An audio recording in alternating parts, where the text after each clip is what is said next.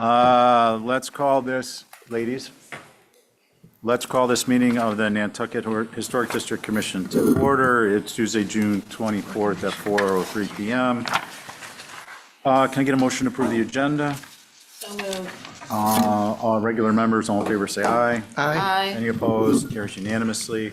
A couple of quick announcements. One is this meeting is being audio-video recorded. Anything you say or share on the screen will be broadcast on the town's YouTube channel. Please act accordingly. The other is HDC public comments, related comments, and or concerns can be sent to HDC public comment at nantucket-ma.gov. Comments are due by 8 a.m. of the Monday prior to a meeting. And that's been an announcement for, I don't know, I think maybe a month or two now. Yeah. We have a motion to approve the agenda. Commissioner Q&A with Preservation Planner. You have staff review of the historic structures. Does anyone have any questions for Holly on the information she provided? I left them all at home. Val, for the record, has notes that are at home. Okay. Holly, you want to just touch base on the CLG agenda coming out and the meeting date as a reminder? Yes, so it's been posted for the both chairs' acceptance of the agenda, and it's this Friday via Zoom at 1 o'clock. Tomorrow morning, I will be sending it all to you. Sorry, I haven't had a chance to do that yet. I had it on Thursday. It'll be probably an hour, good, important information, and we hope everyone will attend and participate. Fair enough? Okay. Having said, do you have anyone who needs to recuse on consents? How about a motion? Motion to approve consent agenda.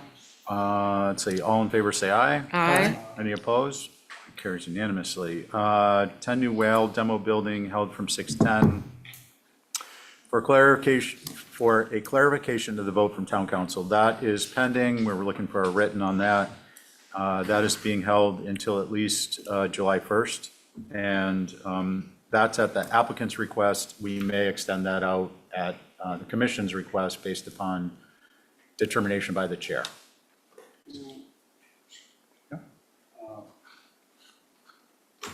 I don't want to stir the pot, but. But. You know, I said but. but I will. Well, no, maybe this is not relevant, but, so there was a motion made that I think we're getting town council's opinion on as a split vote. Right. 2 in favor, 2 opposed, 1 abstention. So we know that that motion didn't carry, Right. correct? Correct. What's being determined is what is the result of that. I have a, But if a motion doesn't carry, since, please excuse me for interrupting, but isn't a counter motion supposed to be made? Well, I mean, if the motion doesn't carry, it dies. Mr. Chair. To my mind, there is no question of that. However, given the gravity of the situation and the lack of typicalness, we wanted to get input from town council. Without getting into what does or doesn't happen, we're going to get the official word from them. They're going to let us know, and then we're going to proceed. Okay. Mr. Chair, just for clarification, the reason that town council was reviewing it is because there was a negative motion that was made instead of a positive motion. So we had to find clarification on that. Well, negative motion was simply a motion to deny. Yeah, yeah. Which is a motion. Right, but we didn't know which way that fell. Okay. So, yeah, I mean, to be clear, the commission wants clarification, period. That came up during staff review is the negative motion. We're going to get input on that and make a determination. Frankly, I'm a little concerned that if we have a motion, the way we were always taught is if you have a motion to deny, that you need to make a motion to deny. And then you provide a reason for it, because that's not the same as making a motion to approve and the motion to approve fails. What happens then is simply it didn't get approved. So we're going to have to wrestle through that negative motion thing. But right now we're looking to town council for guidance, and we're going to go with that. Sorry. Does that help? Oh, very much. Confuse the issue at all? No, it clarifies the issue a lot, thanks. Okay. So that's where we are, and that's a general comment, not so much that particular one. We're using that particular application as an example. We are now on to, let's see, Hussey. 25 Bussey Street, garage demo, Joe. Your commissioners are myself, Commissioner Pohl, McLeod, and Tad. And for the record, the agent is Joe Paul. Right. So this is Holly going to start or? Yeah, so this is the garage behind the historic house, 25 Hussey, clouded on the plan. There was additional information that was requested, which we provided, which were some photos of the interior framing and some clarification on what amount of structure will be reconstructed, and some clarification on what we're actually seeking. If you scroll down to the next page.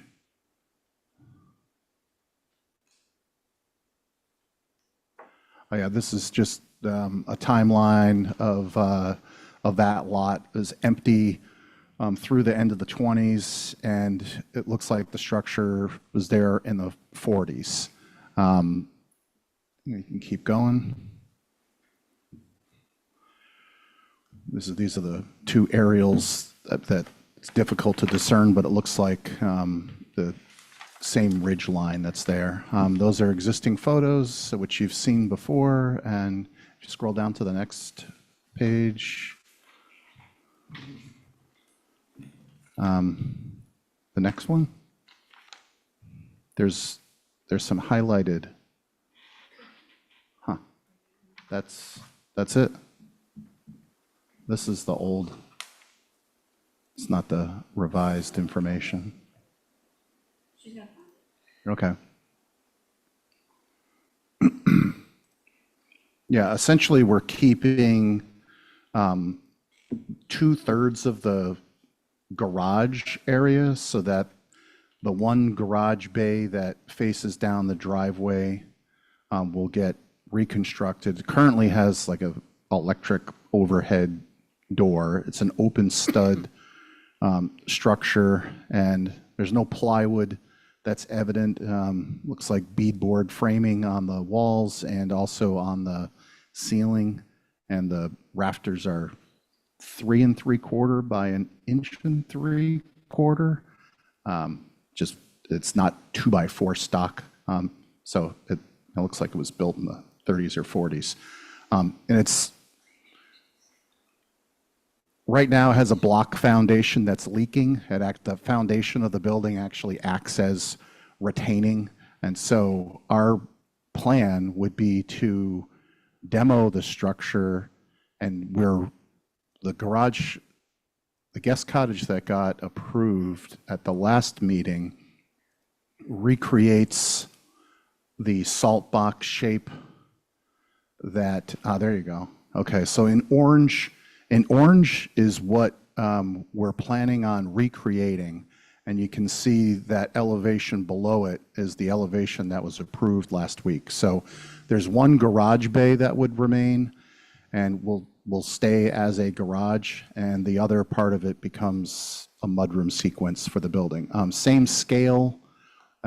We wouldn't be able to rebuild it with 2x4 rafters, but we would use that material to sheathe a new frame, and we would like to put a new poured concrete foundation around it so that there isn't water infiltration into the building. I think the next page has the interior photos. So there's some close-ups of the rafters and the wall studs, and you can see the inside of the structure. And you can see actually the floor is wet in the upper left-hand corner.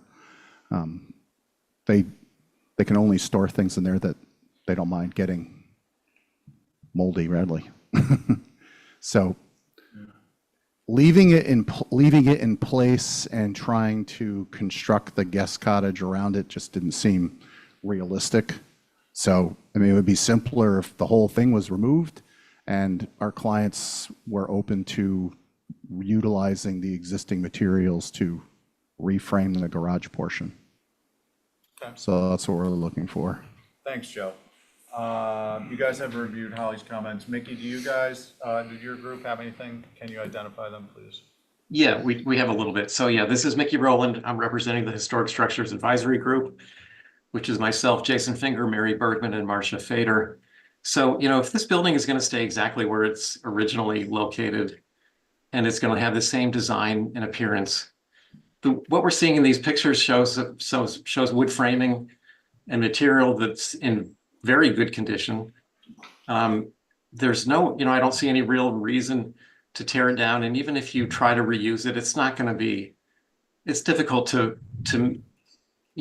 keep that material in good condition as you pull it all apart. I would say just jack it up, put a new foundation in, and keep the existing foundation, keep the existing wood frame structure, and reuse it. Thank you. Thank you. Okay, established board, we know who we are, but for the sake of it, is myself, Ray, Abby, Angus, and Connie. Who would like to begin? Mr. Chair, Holly? since I'm here, and I was gonna be here for a little bit if that's okay, since it's old Yeah, business. go ahead. My old one, this is a 1940s-ish structure. Just want to know, are these elements actually being kept and retained or completely reconstructed? So is it a deconstruction and then reutilizing those materials? I think that's where it's unclear because the application is strictly as a demo versus a reconstruction of those portions that were approved would be. I just need some Yeah, clarifications on that. Thank you. a deconstruction so that you would see that material as sheathing on the interior. Now, we might put plywood over the top of it, but from the interior of the garage, you'd see that material. That was the intent, just instead of this all going to a landfill. And it's not something that can get moved off, because if you look at the back wall is about 2 feet tall. The right side wall is an odd shape because of the CMU wall there. So there really aren't any full height walls except where the garage doors are because of the topography on the property. So it's not something that could even get picked up and moved. We didn't even explore that. So really a deconstruction and reconstruction. Okay, thanks. Holly, anything else? And with that, if the board's so inclined to have the deconstruction, that we annotate the obviously the approval, the COA as such. Thank you. Sure, thanks. Okay, Ray? Yeah, actually answered one of my questions, which was, so that there's a CMU wall on the back doing the retaining. Right. The framed wall is obviously short. Yeah, you can see it in the upper left photo. It's kind of hard to. It's a salt box, so Oh, wow, that CMU wall is fairly tall. yeah, I mean, I If think I'm the getting stud it wall is correct, about it's 2 feet. Probably 3.5 to 4 feet high. Right? That's right. Behind the ladder. Yeah. If you walk okay. up around behind the structure, you can just step up onto the roof. Okay, and to Mickey's point earlier, like, this isn't staying where it is, it's actually moving over to respect the side yard setback, right? Yeah, Yes, okay, so it's moving. yes, that's how it was approved to be shifted. Right. Although I'm hesitating saying that because we're looking at moving it off the property. It's right now, it's like 9 inches from the property line. The HDC approval for the cottage was over the 5-foot setback. But in having some discussions with the neighbor and getting it away from the left side property line, we may come back with it 3 feet off the property line. But, okay, and ZBA and all that. But That's right. so, that's fine, but what I'm suggesting, or you're confirming, is that the building is moving, and therefore will go on a new foundation. Poured concrete is gonna be more water impervious than CMU, as we know. So I like this categorization. If somebody if an applicant is using the shape of a building that we're interested in keeping, using that shape and reusing the material in a new construction, it's kind of halfway in between demolition move, I guess. We don't have that category established yet. But I'm, having approved the house as the new guest house is designed, I'm okay with this proposal. Thank you. Okay, thanks. Let's see, Abby? So my concern is when you're looking down the driveway from Hussey Street, right now you look right at the garage door. And if we move that, I think you propose like a foot, but I would be more in favor of keeping it where it is and working around it in situ rather than moving it out of its original spot, because right now it makes sense. You look down the driveway, there's a garage door. But I think with the other things that you've designed with the, I'd like to see those old materials used, and I appreciate, that you're reusing them. So my main concern was leaving it on where it is now. Thank you. Thanks. Connie? I am okay with this deconstruction demolition after approving the cottage last week. Thank you. Okay, thanks. Angus? I'm kind of between Ray and Abby. I'd prefer for it to stay in situ, but the building was already approved last week for being moved over 5 feet. I appreciate the materials being used rather than getting disposed of. I like the idea of going into that garage and seeing the materials or, the historic materials being used. So I think that's the concern, is that ideally it would stay in situ and be used, but the materials don't get used if they're rotting because the foundation is failing or the wall is failing. And like you say, they can only put in things that can get wet in there. So it's helpful to the materials actually to deconstruct, put in a proper foundation, and reconstruct with the materials preferably. Thank you. Thanks, Angus. So, yeah, we approved the building, and I'm okay with the deconstruction reuse. Mr. Chair, Yep. Mickey Rowland has his hand up. Mickey, go ahead.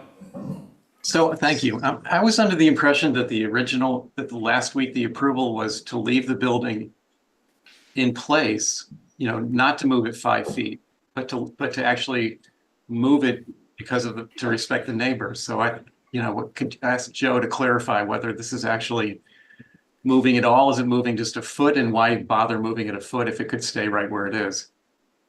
Well, Mickey, I mean, let's first get clarification. We approved the move, and Joe, how many feet was it? We discussed, just because I understand where Mickey's coming from, we discussed moving it, but the motion, Joe, I don't want to get into a discussion and deliberation over a topic that's been voted by the board, that's all. So can you tell us what was approved, please? the motion that was made was an approval of that application, swapping out the former south elevation with the, bringing back the former south elevation, which is the one that's shown. And that was it. And the Is move, the building? And the move, yes, sorry, the move was on that application. okay, so what we're not actually voting a move on this structure as much as, if this is a deconstruction reuse, my understanding, correct me if I'm wrong, Joe, is the deconstruction is to reuse materials as are applicable in the new structure. So we're not voting on a relocation on site. This is a deconstruction reuse, or it's a move off demo, but it'll be dependent upon what the motion is, just to facilitate, the meeting here. Mr. Chair, Yeah. Linda Williams has her hand up. Linda? It's hard to figure out how to unmute on this thing. I'm usually at the meeting. Can I just some clarification What's the question? on what I'm looking at here? I'm not looking at the whole building here, am I? I'm just looking at the footprint of the existing garage. Is that what I'm looking at? Yes. Correct. Because I don't see the overlay of the new structure, which goes much farther to the left. That's what I was Yeah, confused. we're not, Linda, I we're know you not proved that reviewing an last week. overlay. Yeah, Right, so this is a deconstruction, reuse, or move off demo. and how far is it moving That's it. away from the easterly side yard? It's not, Linda, it's not relevant. It's not part of this application. Well, it's deconstruction, This is a reconstruction, de- but further away No, from the no, no, property no, no, line? no. It's a deconstruction, reuse of the materials, Right, or a move off demo, depending on what motion is made. It is not a relocate certain parts of the building to certain other areas of the site. okay, because I had that discussion with Joe, so I wasn't quite sure Approval. what I was looking at. Yep, no, that's fine. I just want to be sure we're all clear so we can move forward. So I think So with it is that, gonna we be are clear, reconstructed. but we agree It's with gonna be it or not. reconstructed outside the 5-foot setback then. It's going to be reconstructed. The materials will be Used. deconstructed and then reused in the construction of the previously approved structure. So I want to leave that there, and I want to move forward with the meeting on the topic. Okay. Thank you. Ray, did you want to comment? I was going to make a motion Please. that essentially used your language. My motion is to approve this building being deconstructed and reconstructed as per the previously approved new design. Can I suggest just reused versus reconstructed because the Oh, reused, connotation yeah, is. okay, all right, I do understand the distinction, and that's fine. Okay. So on Ray's motion, sitting members, all in favor say aye. Aye. Any opposed? Okay, so that carries unanimously. Okay, thank you, Thanks. everyone. All right, this is that point in the meeting where I remind everyone that the applications in front of us, we have another 27 of them to go this evening, which it would be wonderful if we got through all of them. Were previously deemed non-consentable, and as the authority having jurisdiction, please succinctly state what it is you require in order to get your vote, okay? So we're gonna move on to 14 Thrift Drive, Cottage and Castle, who's, Jamie Feely's in the queue. I'm asking him to unmute, okay, great, thank you. and then Fiona's bringing. I just unmuted, but I just want to point out Steve Ekman, the architect, is here, and I think he's going to handle most of the presentation. Okay, great, and I'm sorry, Jamie, who is it? Steve Ekman from Steve Ekman Design. Does Steve want a screen share, or? I think if you can offer him that option, I think it could come in Okay, handy. Steve, I'm gonna promote you to panelist so you can screen share. Thank you.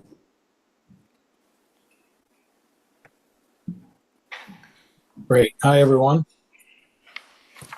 Hi, good evening. I don't know if you know the drill or not, but if you could walk us through, starting with the site plan and a brief summary of the elevations, and we make determinations with our eyes, so we'll go from there. Great. Yes, and I do. Hi, Ray, and hi, Steve, from a long time ago. Going to, I would like to share my screen if I could. Am I getting allowed?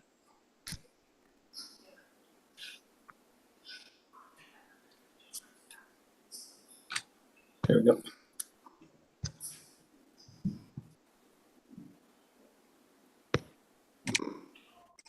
We never get to see ourselves on the TV. All right. Can everybody see my screen?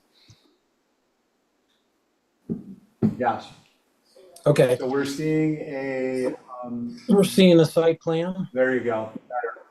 And I know I guess you wanted to start at the site plan, and I'll talk to the three structures. And obviously reviewed Jamie's presentation last time, and I know that Steve, you wanted this really as a review for consent. So one of the things we tried to do is answer sort of the questions that came up from Ray and Val and Angus and yourself.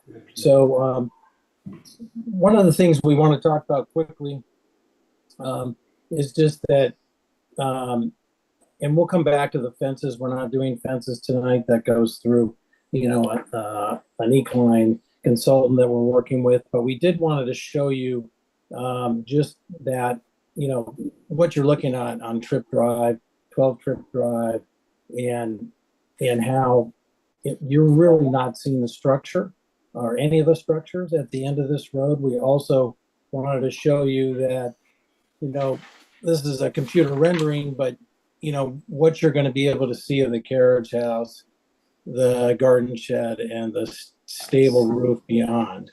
And one of the things is Jamie is setting up a year-round hedge versus the neighbor has a seasonal hedge right now. So that's just sort of the context of the view that you're seeing. And on this, one of the reason that we cited the shed and the carriage house as they are, one, the shed, the smaller structure, was intended to block, I think Angus brought up the stair location for the garage. And we also use these two structures to also screen all the way down to the stable at the very, very end of the property on that. So just wanted to kind of get that out of the way with how we did the site planning of the three structures. The other thing that we looked at, and I'm going to move down, is, everybody was asking a lot of questions about, materials and form that's in the neighborhood. So you'll see that as part of your packet. And we intend the stable to be natural to weather with a bronze roof. So that 64 South Shore Road has a barn with farmers' porches on front and back, and it's all natural and natural to weather. And it is also a board and batten. You'll see here just two properties down, 10th Trip Drive is the red board and batten barn. You also see 25 South Shore Road, which brings into the roof monitor. I think Val will be happy that we simplified and got rid of the three cupolas and went with a low roof monitor that got light and ventilation as we needed. One of the things that, on this application with the barn, the runouts are part of the structure because this is an actual working stable, and we do need runouts for the horses. And there is black painted 4-rail, 4'6" high tall fence on 59 Shore Road. And we also showed that we have bronze color metal standing roof, and we do have a natural weather shingles with bronze painted trim, and this is a white stained board and batten. And the fence, but the fence is, we called it out as it's stained. It's actually a stained fence because a black painted fence would not hold up very well at all, especially with a horse. Steve, thanks. That little musical piece you heard a few moments ago was actually a timer. Can we move on to the elevation? Yep. All right. So, and this is more of what was already approved. So let me jump back to the elevations. So on the elevations of the barn itself, you'll see the sketches to the left, and obviously those are hand sketches, and they're very animated and highly stylized as was brought up. One of the things that we've done with this, as Steve, you suggested bringing the CAD drawings, which we did. And you'll see that we Steve, Yep. Steve, I hate to interrupt. Can you bring out, fill more of the page with the two elevations so we can see what's proposed? And I just want to clarify what was, the previous submission wasn't actually approved, but we understood what you meant. Right. Okay. Are you talking about the shed and the Well, no, I'm talking about the previous right, north, and west. Oh, of the okay. showing. So here's the previous. North is to your left on the screen, and the previous and the proposed right. And you'll see that we simplified the corbels and the detailing as much as we can. You have to understand this is a full timber barn. Full structure is in timber. And I know that Ray had brought up, gun stocks. But otherwise, we're going to end up with 45-degree braces for those farmers' porches and what we need. And this is also, Steve, yes. Steve, we kind of need to jump in on a review at this point. Okay. So I think what we'd like to do is pick it up with the membership. Obviously, if we have any questions, we'll ask. We can see clearly, thank you, you're providing the previous submission and what's proposed now, so that's very helpful and required. So we're going to kind of go from there. Okay. Ray, can you, Steve, one last request, please. Zoom, there you go. Thank you so much. Ray? It's pretty simple for me. I wanted the building simplified, and I believe it's either a status quo or has gotten more complicated, depending on how you view the monitor versus the single cupola that I was hoping to get. So I would like to see movement in the other direction towards simplification. Thank you. Okay, thanks. And let's see, next up is Val. Okay. Thank you for some of the simplification. That's appreciated. For me, it was more about some details that I found unclear. I know the board really wanted everything to be natural to weather, but your plans still say white, board and batten. And some of the dormers have shingles, some of the side has shingles, and then on the rear, there's something on the first floor that says copper panels as siding, and I didn't really know what that was. I didn't see a picture or anything of that. And I think just the side elevations, those large like church windows that look like they have a pergola over them. I know that's just a detail, but, and maybe eliminating the little brackets. Everything just needs to be simpler, I think. Thanks. But thank you for the changes. Thank you. Abby? Yeah, I'm not going to say simplify it more again, but I think that's our major concern. Thanks. Angus? I agree with what's been said, but I'm also aware that this is way off the road, and the sort of the proposed view is obstructed by vegetation in such a way that I don't know if any of this is going to be visible. Thank you. Thank you. Angus, Val?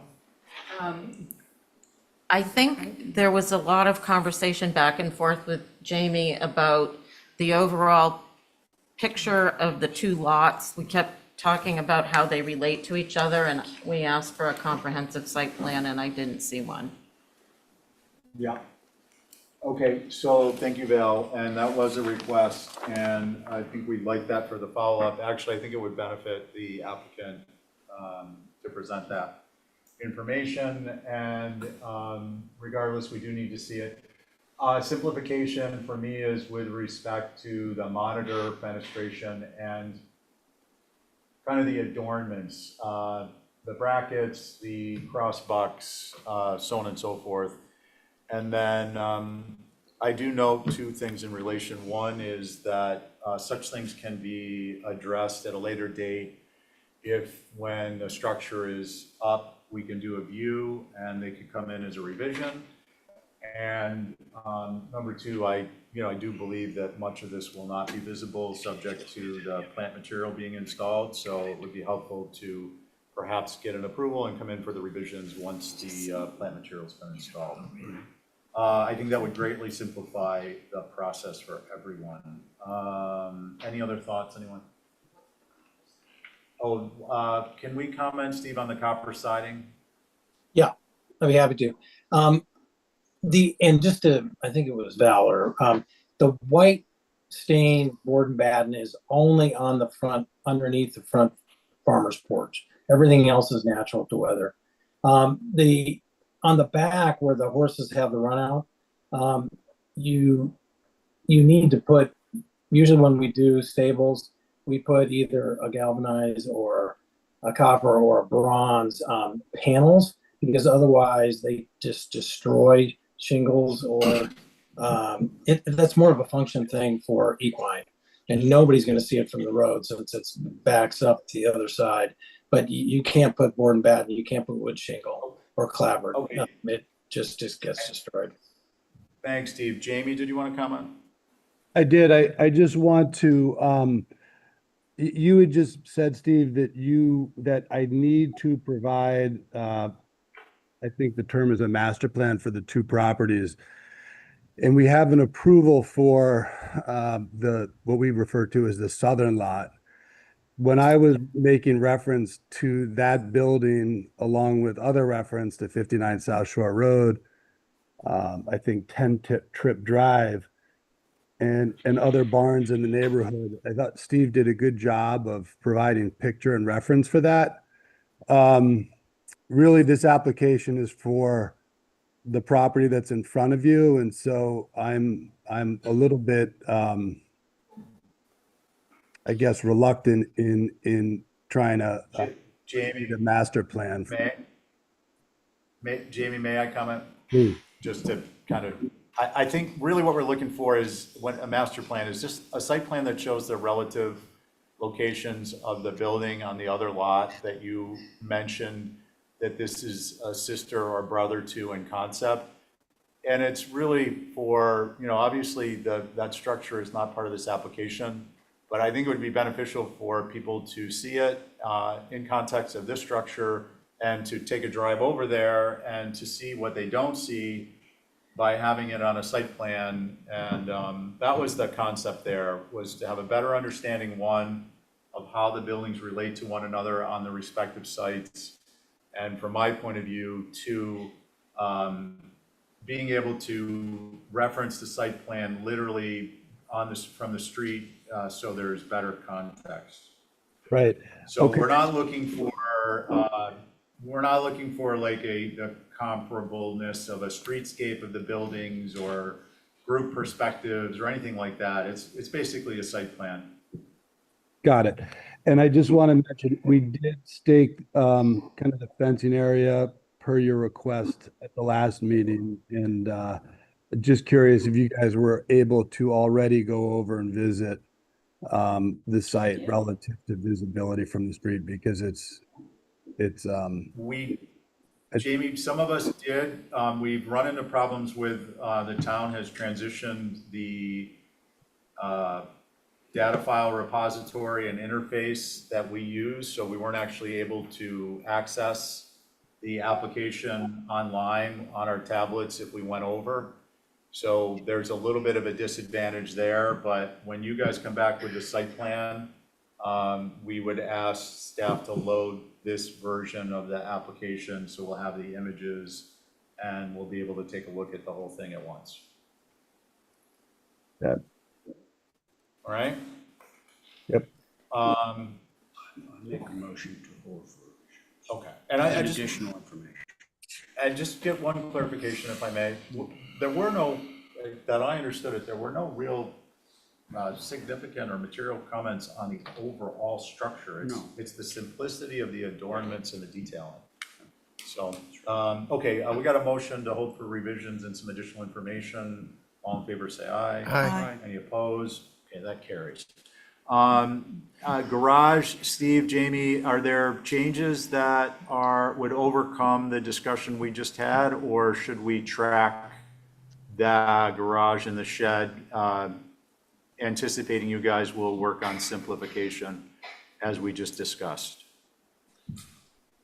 One of my questions was on the shed. Pretty much there wasn't any, negative comments on the shed, and I'm just asking, we did do the material call outs like we were asked, and is there any other comments on that or the Well, garage? we can move it along. I don't have a concern with that. I didn't recall the specifics of the application, and if there was simplification required based upon what we just stated, I didn't want to open it. Sheds It in was- front of us, we'll take up the topic of the garage next. Thank you. Let's use same board, and who'd like to comment? Ray? I'm fine with the shed. Does anyone have any concerns with the shed? Yeah, here, sorry. That's fine. It's the only building without metal roof, Okay, but that's good. And that's it's good. also the front building, you know, the closest one. Okay. So do we have a motion? I would move to approve this as submitted. Okay, all in favor, say aye. Aye. Any opposed? Carries unanimously. Again, garage, are we gonna open that, Steve and Jamie, or you guys wanna? I'd like to open it Okay, sounds good. Let's do that without waiting. because one of the changes is on the materials on the second floor of the garage on the front is we did change to shingle, in natural weather shingle. So we did do that. And I know that you're talking about detail of the crossbucks on that, but it's a very subtle detail when it's all the same material and it's just a slight relief in the detailing of the door itself. Okay, thank you. And we've got the north and the south up. There we go. Can you zoom out just a hair more? I can move down. Okay, Ray, you wanna go? Sure. Yeah, I think this has a sufficient amount of cutback from the earlier proposal that I would feel comfortable voting in favor of this. Okay. Let's see, anyone with concerns? The white, What? it's white batten. There's some shingle area, and then there's little bits of white batten, but I think for me, it's the combo of the white batten and the bronze trim. It's like just unusual, Okay. as opposed to natural to weather, which is kind of what we were asking for. Okay, so, I mean, somewhere along those lines, fellas, on the other end of the Zoom channel, or the YouTube, whatever we're doing. Well, that's why we You know, brought up getting a that nap- the white to, stained board and batten and the bronze trim is already evident in the neighborhood already. But Steve, let me just jump in for a second if Yeah. if you will. And I think, if you guys would consider a motion to approve with a staff change to move the white board and batten to natural to weather, that would be, I think that's fine. Yeah, you can always come back for revision once something's in the mix, That sounds good to me. Yeah, I'd love to see things move along, and if that addresses some concerns, happy to do it. Okay, thank you. Abby, you wanted to comment? No, I was just going to ask to see where the white batten boards were, but I could make a motion to change the white batten board to natural to weather. Okay, and To- that'll to- be a condition on the COA. Yes. Through staff, okay. All in favor, say aye. Aye. Any opposed? Carries unanimously. Okay, let's see if we can wrap up the main house at the next meeting. All right. Thank Sounds you. good. Thank you. On to 12 Angola Thank you all. Hardscape. Take care. Bye. Thank Is you. Katie with us? She is not with us. Katie's not with us? Nope, she is not. I can text her and find out where she's at.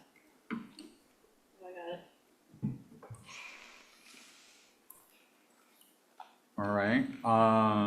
Well, since Katie is the next three applications, we're we're gonna move on to 15 Fair Street. Miss, yeah, I'll note the obvious that there are people Yeah. in the audience and perhaps on Zoom that are interested in these applications. so we're gonna hold those applications pending the applicant's agent getting on board here. So we're gonna give her a little bit of time so that all is not lost. And hopefully she's gonna either log in or show up. And in the meantime, we're gonna proceed with the meeting. We'll give her, I don't know, 10 minutes. We're gonna proceed with the meeting to 15 Fair Street. Oh, that's me. And that's Miss Val Oliver as the agent. Agent, double agent.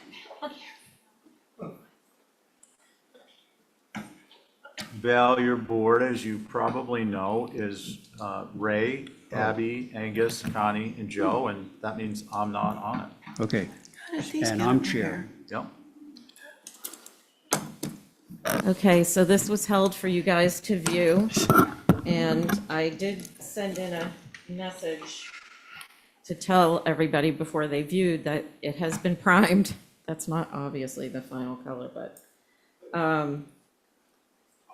they really would like to return to the images of the circa 1890s where the building was white and it had dark shutters, a dark foundation.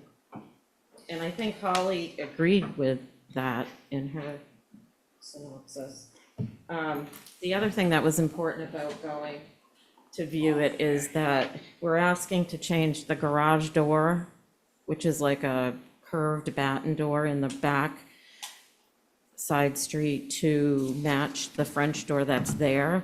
And the French door that's there doesn't have the kick panel, so I think it would be weird to have two different doors there. And if you did go by, you see the fence is very tall, the vegetation, I don't think the impact is gonna be huge. And then one other comment was about the front middle window having the two smaller side panels, but if you look at the vintage 1900 photo, they did make shutters to cover that. So they want to just recreate what they did there. Holly had thought it was inappropriate to have shutters on that window, but it's been done. They fold. So that's where we are. Oh, wow, they're all closed. Yeah, isn't that that's a great interesting? photograph. Wow, that is very cool. You know, the funny thing is, question for me is, when they're all open, where do those middle ones leaf to? They cover over the I think sideways. I don't think they just leave, I think they're overlap. just sticking 90 degrees. Oh, they stick out Oh, like French one, like with into the the big hook? publicly traveled way. On the second floor. You know, if they were really tall, they would be an impediment to your movement down Fair Street. You'll hit the. Anyway, that's fascinating. I Thanks. didn't see Holly, she's here. They would then call it Unfair Street. That's right. Holly, yes. Thank you, have your Mr. hand Chair. So this is the Thomas and Anna Folger Coffin House circa 1797 within the fish lots.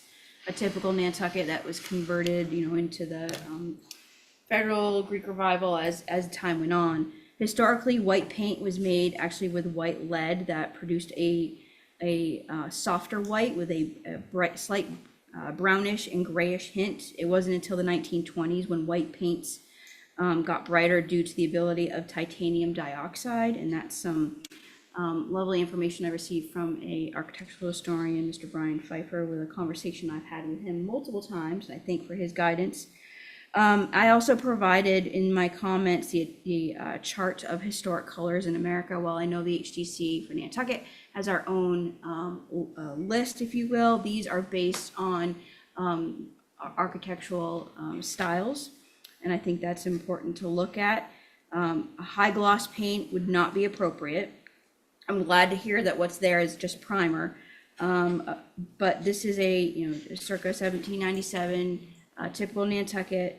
I have no concerns with the garage door change with the French doors without the kick panels. That's consistent with what's there. But I did also want to mention that, you do have a contrast within this 1890, 1880s photo of dark and light. And the existing basement, high-level basement is a Essex green. So having that contrast would be appropriate, but definitely not stark white, more of a earth tone, if you will. So thank you, Mr. Chair. Okay, thanks, Holly. Mickey, your turn. So, looking on street view, there are no other white painted buildings in this area on Fair Street. So the white painted facade seems a little too formal. I like Holly's notion that the earlier paints were a little bit off-white, and that might be a softer, better approach. The second set of French doors down in that back rear wing seems just too much fenestration and inappropriate type of fenestration. I think a single door and a window would be more appropriate. Thank you. Mickey, thank you. Okay, let's see, board again. Myself, where am I? Myself, Abby, Angus, Connie, and Joe. Who wants to begin? Can we see Lively the discussion. elevations instead of this lovely old photo? The valve elevations. Correct, yeah. That's interesting. I have a question. You mentioned that the center window, so I agreed with Holly's comments when I was looking at this originally, but you're saying that the center window that just went away, those would be hinged, the one with the shutters? Those would be hinged twice so that they can cover? Yeah, like they were originally. If you look in the historic photos, you can see, like, there was skinny ones, and then they were attached to the regular size Yeah. ones. I think maybe you guys are talking about two different things. So the photograph shows a hinged pair on the front and the main window, and a separate pair on the side lights.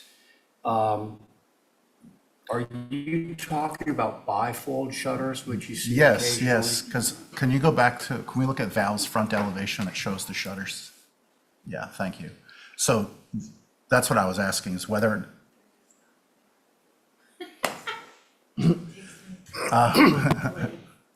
just has a mind of its own. So I was asking whether or not those are bifolds so that they fold over the skinny windows and then they fold over and cover half of the center one. That's the That's the intent. idea. Right, okay. All right. You want to continue? Sure. I have no concerns with the adding shutters. Obviously, there's evidence of that. And what was your color that you asked for? Black? You know what, we had asked for, they wanted a blue door and blue shutters, but now I think what would make sense is to match the foundation, which is Essex green.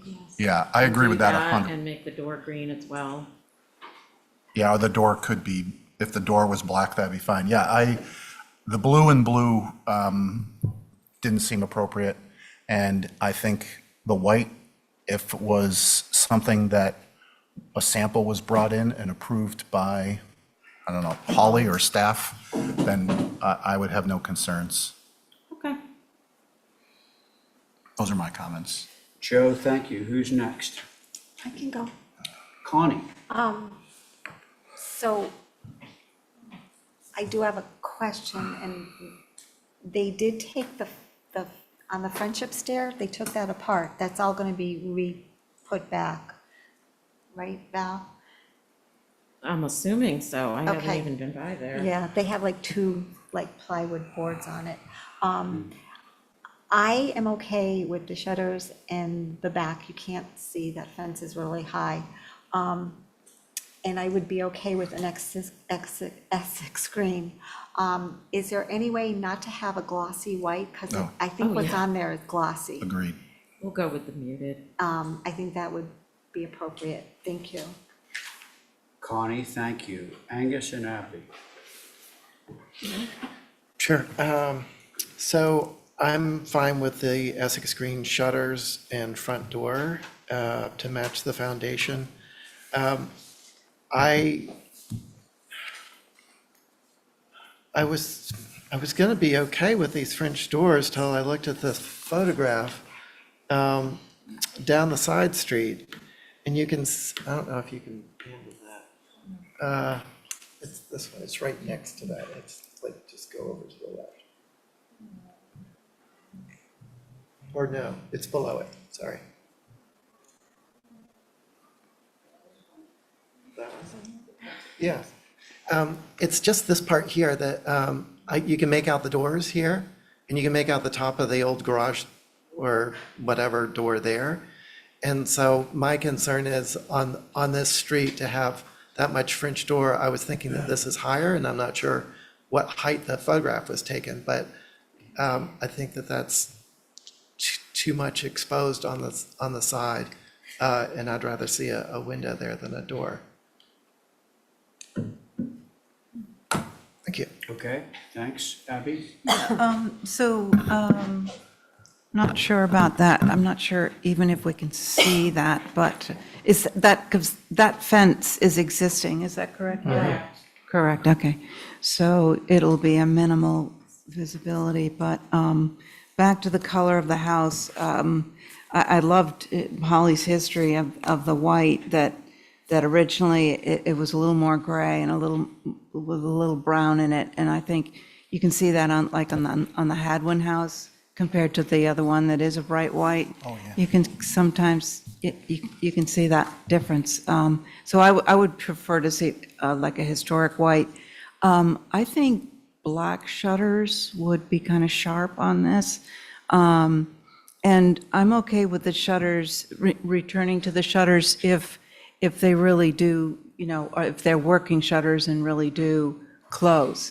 It's an exciting job, Val. Thank you. Okay, Abby, thank you. So I'm in the Essex Green crowd. I think it's safe for the shutters. I want to make a distinction. So we're talking about two things with regard to the paint. One is its degree of sheen, and the other one is its degree of whiteness. Titanium white being the brightest white. Does anyone remember Laurie Champion's house on Orange Street? Oh, God. Yes. Controversy? Okay, that was like the whitest white you could possibly get, and it was also the highest sheen. And I'll only say, she never went back and repainted it, and the sheen goes away really quickly. So that's not to make any excuses, but I think here, it should not be that high gloss lacquer type white, and B, that it should be an off-white as opposed to a white. So I'll bring in some samples and show Holly and she can. yeah, I mean, Okay. I don't know how you guys feel, but I would trust that Holly would, be able to make that spot decision in terms of, a little bit of contrast between the trim and clapboards. Agreed. Can we make a motion on this? Oh, and what would the front door be? I was thinking Essex Green, yeah, as per the proposal. I've heard two things with the shutters. One is, well, I think everybody wants them to be operable, but the half width of the center window would be a pane and a half. And the outside windows are 1 pane wide. So it's not really adding up in my mind of how that really works. As a bifold. And so traditionally, what's happened with a window that's like a picture window or something is that it doesn't have shutters. Yeah, it would still look just like the drawing, but the shutters would only cover, we'll call it the side lights. Well, is that what you're suggesting, or just that there's no shutters at all on the? I'm just trying to wrap my head about what really would show up if we say yes to shutters that are operable. The bifolds, I'm thinking, won't work, because it's assuming that there's four equal divisions, which there won't be if you have side lights plus middle. How do you think it worked on these? Well, okay, so again, what we have here is a pair that is hinged there, Yeah. and another pair that's hinged there. like this is the trim. So Right. these aren't like four, They don't bifold match the shutters. window configuration. And the only complication with that, as Angus pointed out, is when they're open, those middle shutters are sticking out they can't leaf back or they'd be covering up the sidelights. Your clients wouldn't want that. Your clients wouldn't want that. Mr. Chair, Yes. so the window in the middle right now is 3 panes wide, whereas this one's a double hung in the middle with the flankers. So that's why it was able to have the shutters. It's a double hung. It's a triple, the existing. This one is not, the way I'm looking at it. It's an even amount, if you will. Whereas right now, the center of the existing window is 3 panes. Oh, I thought you were 3 windows. Here's the window. So, see how this is 3 panes? Yeah.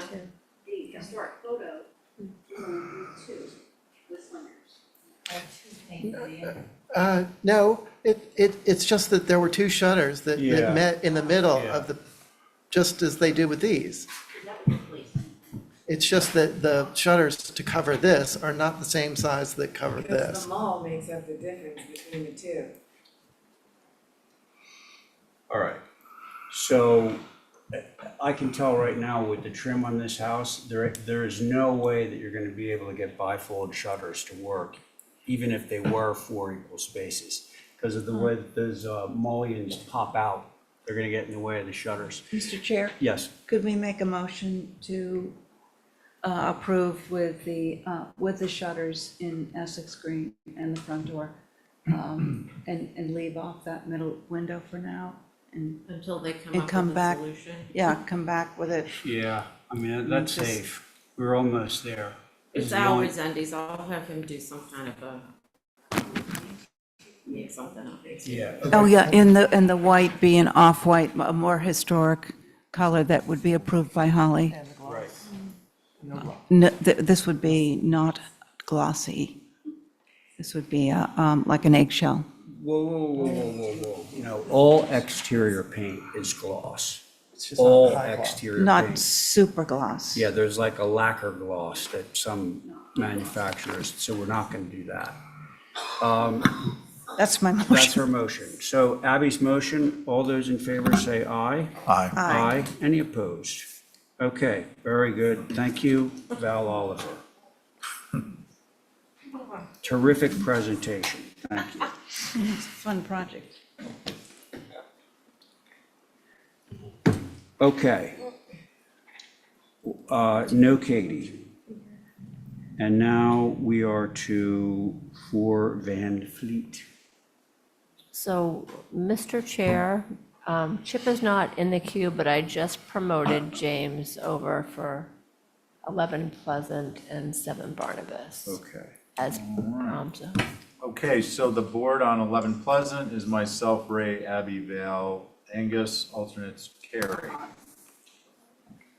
We're gonna call this, just for the members of the community who are here for either 12 Engle or 8 North Middle Street or both. We're gonna give this another 10 minutes in the interest of your being here, and hopefully Katie will show up. And if not, my understanding is this is her first postponement without due notice. And the second time it happens, there's a Spanking. two meeting Delay. penalty delay. And then the third time it goes to the bottom of all known applications. In fairness to abutters, and so you can plan in advance. That's why we put that procedure in place. So next time, if there is a delay, it will be a two-week penalty, 2 meetings out. Not the second meeting, but it'll be the third meeting. Can I ask a question relating to that? Is anybody in the room able to get in touch with Katie? We tried. Oh, you did, okay, so it's not like we're not doing our, Yeah, no, we called, texted and called. okay, thank you. Sure. Okay, so that is with respect to 12 Angola, 8 North Mill, and 5 Coffin Road, numbers 4, 5, and 6 of the June 24th old business. We are now on to, again, jumping down to 11 Pleasant Street, and why don't we go ahead with that one?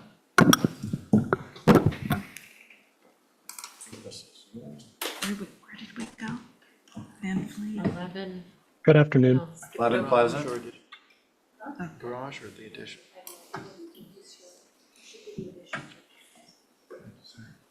That's James, right? You have James, are you ready? Yeah, I'm ready. Are you guys, can you hear We're me all good? chomping at the bit. All Go right, ahead. fantastic. You guys can see my shared screen, correct? Yes. Great. So we're looking at the addition first, right now here at 11 Pleasant Street, off Starbuck Court, the private way. We've made significant changes as per comments on this application in particular. I'll just zoom you into the site plan, and I'll show you the changes that we made. The biggest changes that were made in this were the proposed removal of a balcony that was over the addition. And then we also studied the idea, previously we had a refurbished or replaced bay window, which we have removed at this time, and just proposed 3 windows. We did a study of 4 different options to look at here, but this is what we fell onto, which essentially is a shed roof, 3 windows, the balcony is removed. And we've also changed the doors to be 3-panel kick plate at the bottom. We also reduced it back a little bit so it can't be seen off the corner. And that's the proposed changes. We have 3 alternate versions, but we do believe that this is the best one, and we hope that you like it. So. Great, thank you so much. Okay, so we have Holly's comments, and we have Mickey. Do you have anything you want to just? Okay. Yes, Mr. I'm Chair. confused by our process, but, okay, go ahead, Holly. Thank you, Mr. Chair. So, this is a 1750s, typical Nantucket, and at the last revision, the character defining bay window from the 1920s was being retained. Now it's being removed. And I want to just remind the commission, you all did a really great job with the renovation that was done in 2021 about retaining that. So I would highly recommend retaining it as much as possible. I think there's a way to provide the interior room that they're wanting to look for, which obviously is not really the HTC's purview. Interior should not dictate the exterior. But I want to remind the commission, this is the main block of this typical Nantucket.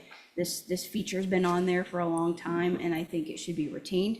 Looking at the rear, the French doors, maybe having it a double instead of a triple would help accommodate retaining this wall in its location. Do appreciate not having the balcony on the second floor, totally atypical. But this elevation is obliquely seen from Pleasant Street. So those are my main concerns. Thank you, Mr. Chair. Thank you. Okay, who'd like to go? Oh, Mickey, you guys got anything? Just a little bit more, yeah. So the Sanborn maps show that this bay was added between 1909 and 1923. So it's a little over 100 years older, or possibly more. So whether or not you choose to have the shed as it's proposed versus the bay window, that should be carefully considered. The Holly's certainly recommending you keep the bay. I don't see how you can have both. You can't put this bay on top of, outside of a shed. It works on a more vertical 2-story wall, not a single-story wall. So it's one or the other. The triple French door facing to the west, James, could you just look at the west elevation, please? There you go. Zoom in on that lower, yeah. Okay, so the triple French door is really not appropriate. It's just too much glazing. And I think this will be visible from Starbuck Court running along there. Not only is it just too much glazing, it's also sitting underneath an exterior corner of the second floor. So visually, you'd want to see some structure below that, not just a large opening, such as the French doors are providing. So I think separating the doors, or just window door combination, but something to provide a vertical visual vertical support below that corner board. Oh, and then one last thing, James, could you look at the site plan, please? The proposed site plan. Yeah, and zoom in on. You see it? Yes, thank you. Okay, so this is as much to do with the proposed garage, but now that you're looking at the house, this is important. The stairway that's being, the exterior deck stairway on that deck, could you just no, the other one. This one? Exactly, yeah. So that's not the existing location for that stairway. It's being moved to there. And you can also see in that plan how close that stairway is to the garage. And that's one of our bigger concerns with the garage, is that it's so tight to the house, and that stairway just makes that even more of a concern. So my suggestion would be to take the stairway and slide it into the, if you can go back up to the other proposed site plan, slide that stairway into the deck, so it essentially moves it 4 feet further away from the garage. And that'll make that building just a little bit more palatable. And that's it. Thank you. Thanks, Mickey. Question to the chairman. Can I address some of James, the historic quickly, if we comments? or want to no? get onto commissioner comments. Thank you. Sure. I just wanted to address, we did look into keeping the bay underneath the shed, which we all thought was awkward in our previous conversation. And we did find that in looking at the way that the bay window was actually recreated, it's not keeping, it looks historic, but it's not. It was basically totally rebuilt. We found that it's actually put on a modern new CMU foundation. It's actually not a bay, it's fully under foundation. Everything about it is new, although it looks how it may have in 1920, 1923. It's actually not, it's not old anymore. That being said, another thing to comment on in particular, Starbuck is a private way. It's not a public way. So the only place that things can really be seen is Pleasant. Not to say that these things can't be seen, but you actually can't see the doors in the back. You can't see anything on the western facade publicly. So just wanted to comment specifically on those items. And just for a frame of reference, we did studies, which you can see here. Here's the shed roof with the bay. And here's the bay on the side, which we agreed we thought was a little awkward. Just for a frame of reference. So we did look into these alternative options. So, and we just thought that the actual, while the bay has historic nature, it's actually no longer historic. So we actually just wanted to put forth the best aesthetic in general. So that's why we landed. Thank you, James. Okay, who'd like to begin? I'll go. Thanks. So this is going to be what, the third time this is in front of us. So please state what it is you want to see so we can determine if we've got consensus, and if not, what specifically has to change. Thank you, everyone. I actually liked the simplicity of this proposal. I didn't think the bay was that historic, that it needed to be kept, and it is interesting. The study he just showed us with it stuck on the side of the shed. It's kind of a little funky anomaly, but I think this is all right. Okay, thank you. Let's see, Ray. Can you, Yeah, couldn't you go to? Okay, Abby? Oh, I thought you were going to say, could you go to the, could I see the elevation with the bay window on it? this one. Yeah, the one where, yeah, you stuck it onto the shed. Okay, so my personal opinion is that you can change foundations, and just because it has cement block underneath it now doesn't mean it wasn't replaced. Because if it shows up in the photographs, that means it was from the 20s, or, you know, it's historic then. And I think it's got a little more character than just the shed with the 3 windows. So I would be in favor of keeping the, just as it is. I'm not so concerned about the back. But if you really are going through with the garage, I think Mickey's right. You got to slip those stairs somewhere else so they're not so close to the proposed garage. Thank you. Thank you. Ray, you ready? Yeah, the fact that, well, there's some interesting stuff going on. So the Sanborn maps are showing the bay, which would indicate that it's old, but now it's rebuilt. And so there's this question of, well, was it rebuilt with our approval or was it just rebuilt? I do agree with Val that there's a simplicity to putting the shed on there. I mean, as a decorative element, I certainly prefer the bay, but now that the bay's new and not old,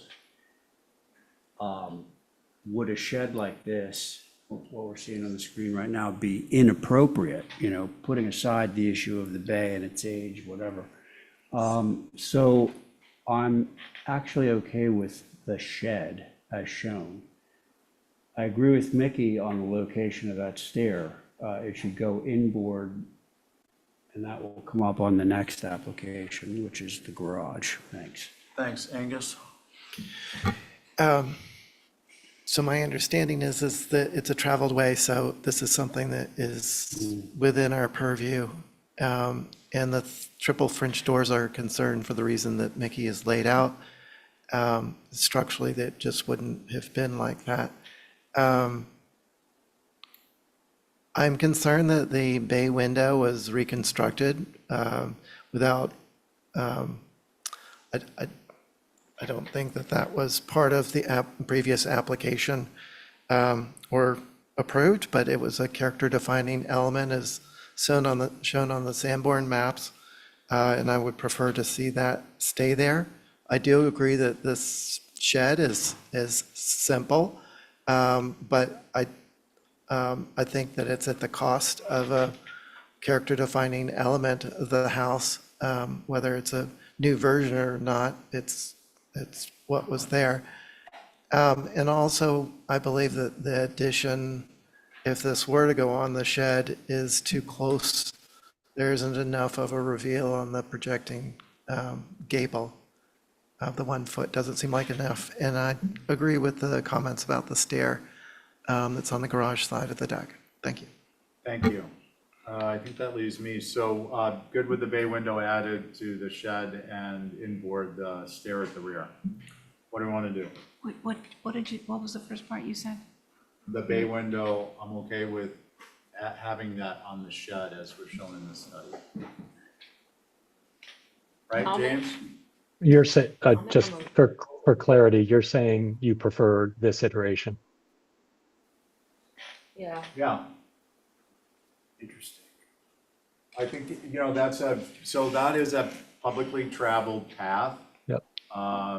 It's close enough to the street that there's a lot of foot traffic in that area. And for me, it is architectural feature of interest that has some basis in the historic character and setting, certainly for that building in the area. So I'm good with it being there, even if it is appended to a shed, which part of which is going to be that shed roof is going to be obstructed due to the angle of view from Pleasant, but the bay will not be. The stair speaks for itself. It's too much program spread out back there with that new garage. Val, did you want to make a motion? I can try. I make a motion to approve the iteration with the bay being appended to the shed and moving the stair inboard of the deck or removing it and coming back with something different. And is that as an exhibit A? Well, we don't have that to make it an exhibit A. We don't have the bay on the, I thought we did on the last one. Well, it James, had do you a, have a copy of? yeah, but it had a Right. it had a railing. So it was this one. You see that? Okay, so it'll be through staff. Okay. Can I just Second for discussion. Second for Yeah. discussion. Just to be clear, I was not in favor of the bay being appended onto a shed. So I'll be Oh. voting against this. Yeah, I thought, you- I thought I heard two things. So You know, just make, I know there's different opinions on the table, but I got a feeling maybe that motion's not gonna carry. Okay. Well, let's see what happens. Okay. Okay, so that's the motion on the floor, and it'll be staff approval if it's approved. All in favor, say aye. Aye. Opposed? Aye. Aye. Okay, so 3 opposed. Can we get another motion? So I can make a counter motion. The only difference would be James submitted the shed without the bay with the 3 simple windows that line up with the windows up above. That was the one that I thought was okay. No, And right. I want to be clear. I like the bay as an element, but attaching it onto a shed is just kind of very atypical, I think is not a strong enough word. Anyway, that's my motion. And And including the fact that the stair would be deck stair would be moving inboard, just as Val's motion was. Yeah. Okay, so this would be, so basically we'd just be moving the stair inboard, so is that as an Oh, exhibit A? yeah, that's No basically railing. it. Okay, so on Ray's exhibit A, all in favor, say aye. Aye. Any opposed? Aye. Aye. I just Oh, want to wait. point out Oh, wait, the funky thing hanging off the back, that's. I'm on note 2, No, yeah. all right. I'm not- Okay. Or I'll try one. We What gotta get decision? town Who's gonna council. Who's gonna shoot from the hip now? Wait, so what was it? This was for the shed with the, as submitted with the shed and the stair inset. So at this point, I would ask for whoever voted no twice to either make a motion for revisions or make a motion for changes so we can move this forward. I'll make a motion to hold for revisions. Okay. James, it sounds like you're gonna have to look through the meeting notes on myself, Abby, and Angus, or the others, to kind of figure out where you're gonna go with that. Can I Chip is ask trying to log in. can I ask can I make a Guys, potential hold on a proposal? second. James, go ahead. For the sake of clarity, could we potentially do a flat roof that really couldn't be seen, or a lower pitch that might accommodate I see a at bay least one better? thumbs down. Yeah, I think you're gonna have to, that was only a good 15 minutes, so, or less, you're gonna have to kind of review. mean- Okay? All right, so we're gonna do the garage now. Point of order, do we haven't voted. Yeah, let's On the vote motion. Oh, we didn't? revisions. Jeez, it seems like so long ago. I know. On the motion, all in favor? Aye. Any opposed? Geez, I thought we might just get one. No. Okay, onto the garage, please. We do have pizza, by the way. Same board. Yeah, we're gonna cut you folks free. We appreciate your persistence. We have not heard back from the applicant's agent. Oh. And, yep, so what will happen is, it will roll over to the next old business agenda, which is 2 weeks out. And if it's held without a 2-week notice, then at the next meeting, if the applicant's agent does not submit notice 2 weeks in advance of the meeting, then it will be held for 3 meetings. It'll be a penalty of 2 meetings, so it'll be heard at the 3rd. Okay? So you'll have time on the agenda to view the agenda in advance. 2 weeks out, okay? And I actually, because it's old business, it would be held 2 meetings, which is actually a month, plus the next meeting, which is 6 weeks. Now it's just for the next old business, correct? Correct. Yeah. Yeah. But for Katie, if she happens to be listening in and she just can't get her phone to work. Okay, garage, James, and then we've got some business to do here locally at the table. Sure. Is she coming on? So we're obviously understand the site because we just looked at it. We made some significant changes also to the garage. Great, if you could just go right to the elevations, we'd appreciate it. Sure. So, and just for a little bit of context and frame of reference, the original building height was around 25 feet. We've pulled it down to 20'8". We've taken from the last iteration, we've taken another foot out of the building in almost every direction. So now the ridge is only 20'8". Please note that the garage is 4 feet minimum below Pleasant Street. So only about, for frame of reference, only about 16 feet is exposed due to the height change from one versus another.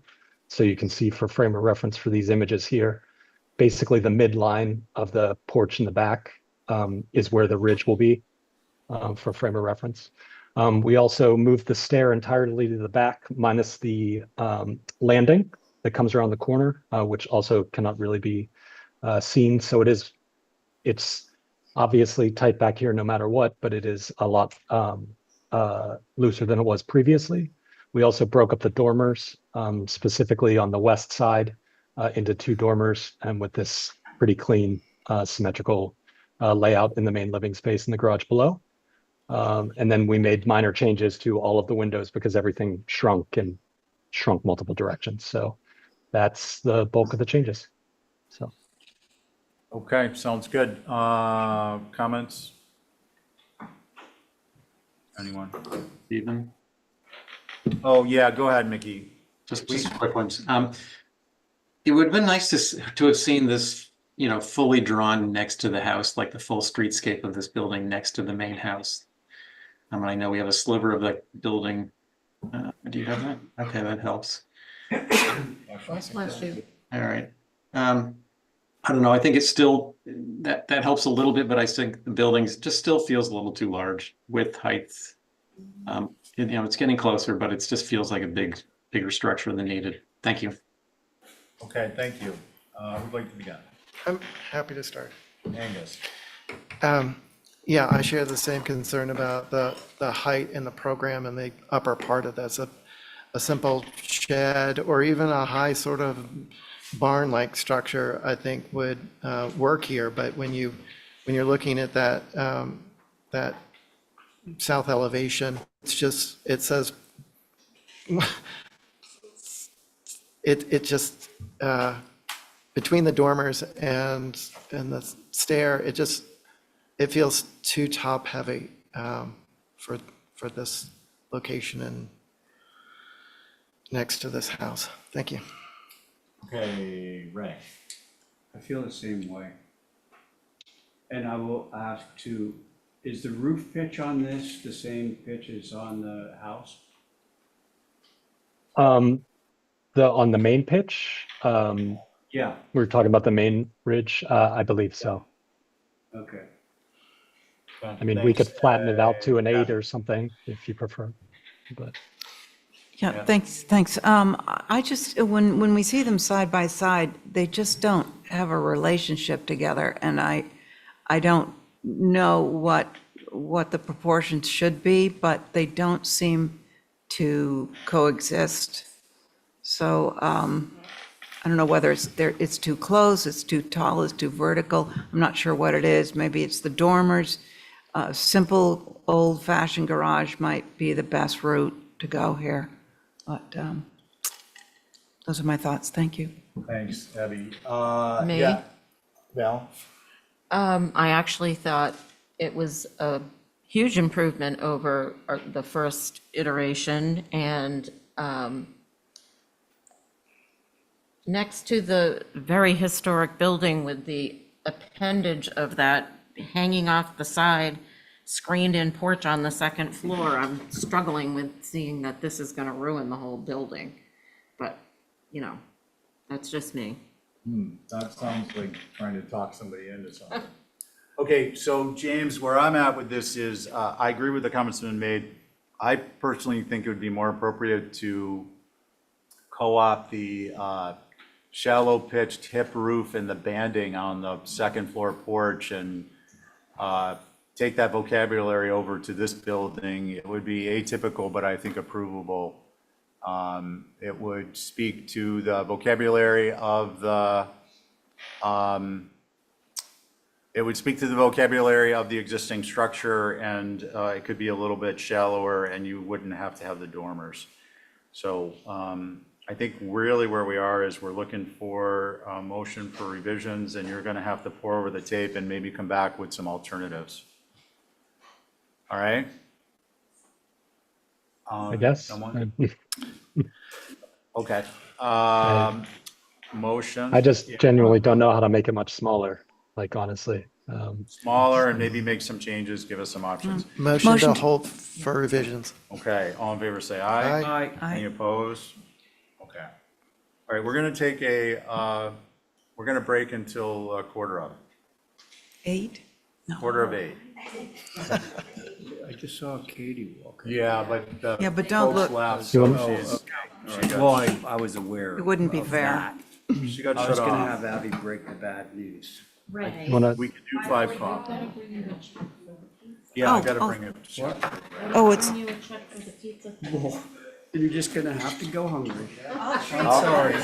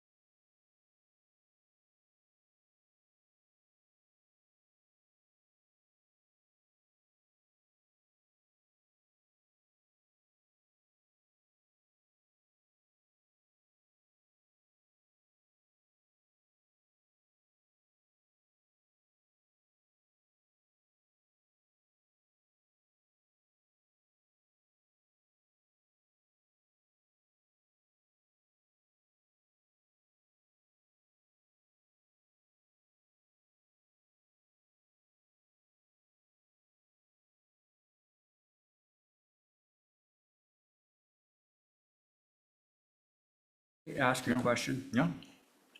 We did have one more left for, Oh, 5 Coffin. Yep. no, 7 Barnabas. I was talking about James. We were on James and then we broke. Oh, geez, I didn't realize that. Sorry, James. All right. Well, this is the inconvenience of non-consentable applications. I think we need to emphasize that. Yeah. You're gonna be here as long as you're gonna be here. Okay, so we're gonna pick up 7 Barnabas Lane with James. And then is Chip here? Yes. Okay, so then we're gonna backpedal to 4 Van Fleet. What about Katie's Coffin Street? And then we're gonna backpedal to 5 Coffin Road. Actually, we'll pick up Katie first because she was in the agenda first. Okay, James, let's roll on this one. Guys, we have, obviously, we want to be very effective, but we can also be efficient and enjoy the sunset if we move swiftly. So if you agree with someone, please state you agree with them. You don't have to state exactly every reason why, down to crossing the Ts or dotting the Is. Okay, James, are you with us? Yes. As I Please freeze. begin. So this is just an adjustment to a pent roof that I was, again, trying to get through consent. We, per comments from the board, mostly specifically from Angus, we changed the pitch of the roof, created a. James, yes. I'm sorry, you're a very handsome man, but are you going to share the screen or do you want us to Nope. do that? Thank you, I appreciate that, but I did not realize I turned it off from last time. I meant that in a collegial manner, by the way. Understood. Can you see it now? Yes. Okay, great. So based upon previous comments, we changed the pitch of the roof, made it steeper so that it has a cheek wall. We beefed up the brackets themselves. We also spread the pent roof out to hit the corner boards. These were all suggestions that were made. So the only thing on the table is essentially this pent roof. We reverted back to the previously approved chimney, and that is it. So. Okay. Yeah, we'll see. Let's see. Your board is myself, Ray, Abby, Val, and Angus. Alternate is Carrie. Who'd like to begin? I'll go. Stephen, Val? Stephen, can I? Go ahead, Mickey. Thank you. So I'll be quick. I think the pent roof is still a little bit awkward. The roof, it doesn't stick out far enough. It's too shallow. It should be a little deeper. The roof pitch, I would say, is too steep at the moment. And you might consider changing it to a hip or quite literally eliminating it entirely. Thank you. Thank you. Okay, Ray. Agree with Nikki. Okay. Abby. Is there a chance this could move back deeper into the site, or is that a done deal? This is built. I would prefer to see it Thank you. moved back deeper into the site. All right, nice, Abby. Let's see, Val. I drove through there today, and it is not atypical to what is in there. There's all kinds of different gable-facing little garage forms, so I don't think there's an issue in my mind with this. Yeah. Angus? So, here, so this was actually left for me to approve outside of the meeting so that we wouldn't have to go through this again. And so the details, I think, got a lot better, but it was that wide, twice as wide as most other fascias there. This here, if this were just coming down further, it would come out a little bit further. And if there's going to be a gutter, enough room for a gutter, otherwise bring it down to 4 inches or something. Other than that, I think that it would fit in. There are these pent roofs across the street that are less than this without brackets. There are others that have deeper, and there's one that had curves and was dark bracketed and black. Yeah. So anyway, that's all I would do with this. So otherwise, I agree with what's been said. Thanks. Okay, thank you. Let's see, who does that leave? Me. I agree with Angus. I think drop that vent roof 4 inches, and given the context of the neighborhood, it's approvable. We're happy to make it deeper and lower it 4 inches. Like, it's not a problem if between Ray's comments that essentially 30 inches isn't deep enough, we can take it to 36, drop it 4 inches, and it'll get a little bit steeper just by moving it out as well. So happy to do that. Thanks. Let's see, what do we want to do? So just to clarify, it's understood that that fascia or frieze or whatever, that flat stock that is facing here is reduced? And lowered slightly. Yeah, I mean, yeah, that would be a bonus, but just so that it ends up being a 1x6 that has a piece of trim on it or something, so that it's, or right now it looks like a 1x10 or 1x8 or something. that visual on there. Okay, so that would be as an Exhibit A, I could break it into 2 pieces as well, if you prefer. Angus? It could be an Exhibit A, sure. Okay, no, I'm just trying to Yep. get clarity if you're still questioning or you're making a statement. And it sounds like a statement because you said it could be an Exhibit A. So with that said, all in favor of Angus's Exhibit A, please say aye. Hi. Any opposed? That carries unanimously, as Diane would say. Okay, we're gonna go back to 5 Coffin, Thank you. the dreaded gates.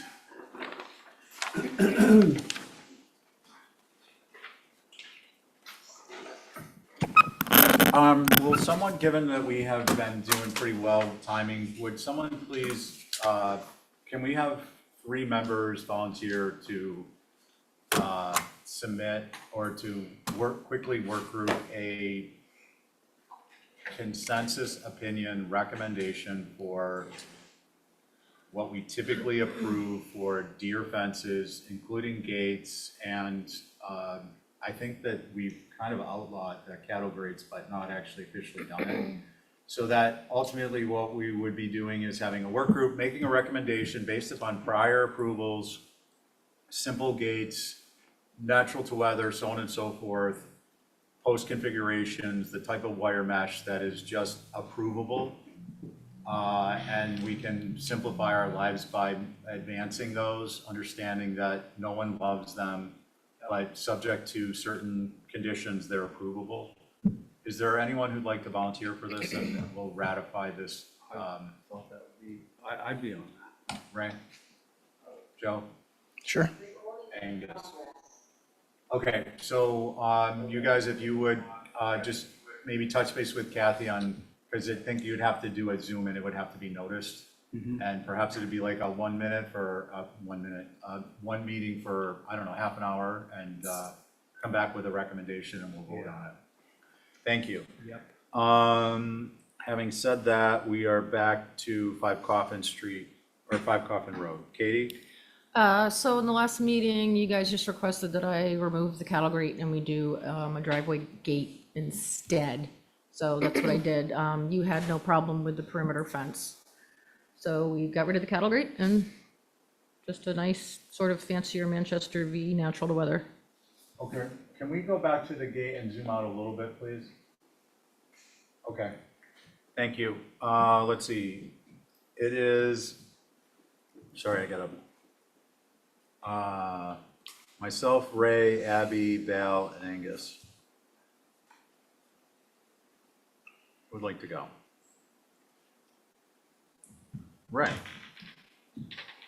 So, Katie, this is a photograph of a similar one, but you're basically gonna duplicate that, is that what? Yeah, it's actually the same as one I did out in Tom Nevers that you guys approved, except it's painted white out there.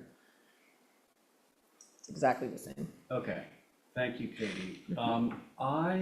Look, as you just said, Mr. Chair, nobody loves these things, but unfortunately, they're sort of becoming a necessity. So I'm okay with this bill. Okay, thank you. Let's see, Val. Ditto. And Angus. Nothing more to add? Pardon? Ditto. Abby? I just wanted to see, so the rest of the wire fence goes around the whole property, that big triangle?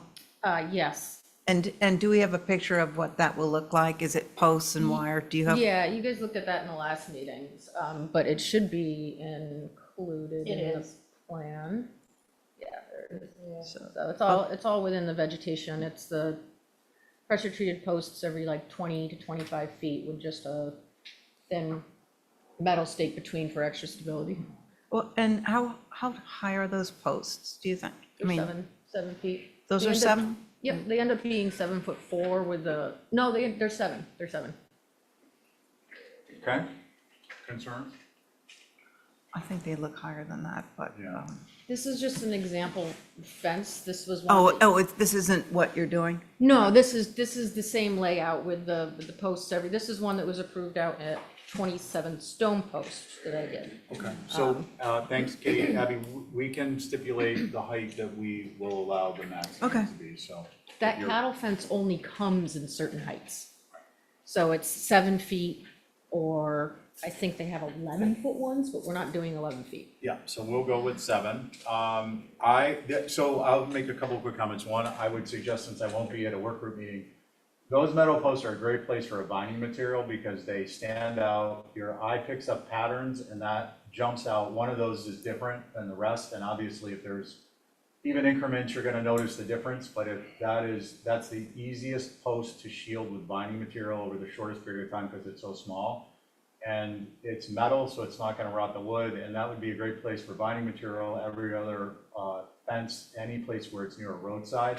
So on this one, that's where I would say binding material at metal posts along roadsides. Can we go back to the gate, please?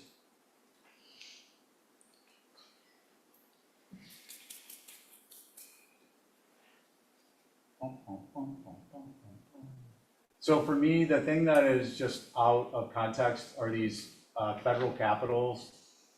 It just eased a quarter 45-degree cut around the top of the post in keeping with the gate posts, both the small and the large. And it just seems to me to be much more congruent, simple, effective, and this is just kind of like an adornment that doesn't really fit. So I would carry that over if possible for the work group's consideration. So can we get, if anyone agrees with that, can we get a motion to make modifications? If you don't agree with it, let's get a motion, period. I'll move to approve this as submitted with a change in the posts, not to have the applied caps, but to just have a 45-degree bevel at the top. Okay.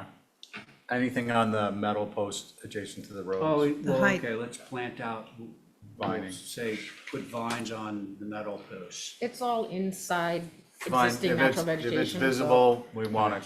And what's the, what 7 feet height? high. Okay. Is that your motion? Yeah. Okay, all in favor of raise 7-foot max vines at metal posts along roadways where the metal posts are visible, and remove the caps and use a 45-degree bevel motion? Say Somebody gonna aye. write Aye. that? Ray will write it on the, Yep. thank you. Okay, all in favor, say aye. Aye. Any opposed? Carries unanimously. We are now on Thank to. you. Sorry about all the confusion. It's all right, just touch base with Kathy, we'll get it squared away. Stuff that we mitigate Well, yeah, Throw stuff she at was me. saying that that's covered already, but just for me, the metal is obnoxious. Okay, for Van Fleet, geez, say that quick 3 times. Good evening, everyone. Can you hear me? Evening, Chip Webster here. If I can share, I will run through our current revisions. It's Chip Webster on behalf of the applicant for a proposed new main house at 4 Van Fleet. And here it comes. Okay, did that come up all right? Yeah, Okay, so this is a proposed main house at 4 Van Fleet. As a reminder, It's over 400 feet from the road. The existing scrub oak vegetation, which I presented earlier, it was agreed that pretty much what's going to be visible is only the upper part. The previous concerns of the board were around the height of the building and particularly some proposed glazing that we had at the connecting links. So at the upper part, you can see the previous applications and in the lower, the current application. The blue line shows the reduction that we have done. The board had asked for a 2-foot reduction, which we, at an earlier meeting, we got the center dropped by 2'4". We dropped it further from before. And we've got the sides down by lowering the knee walls down to a 3'4" reduction. So not only is it reduced, but it's also creating more of a difference in height between those side elements and the main element.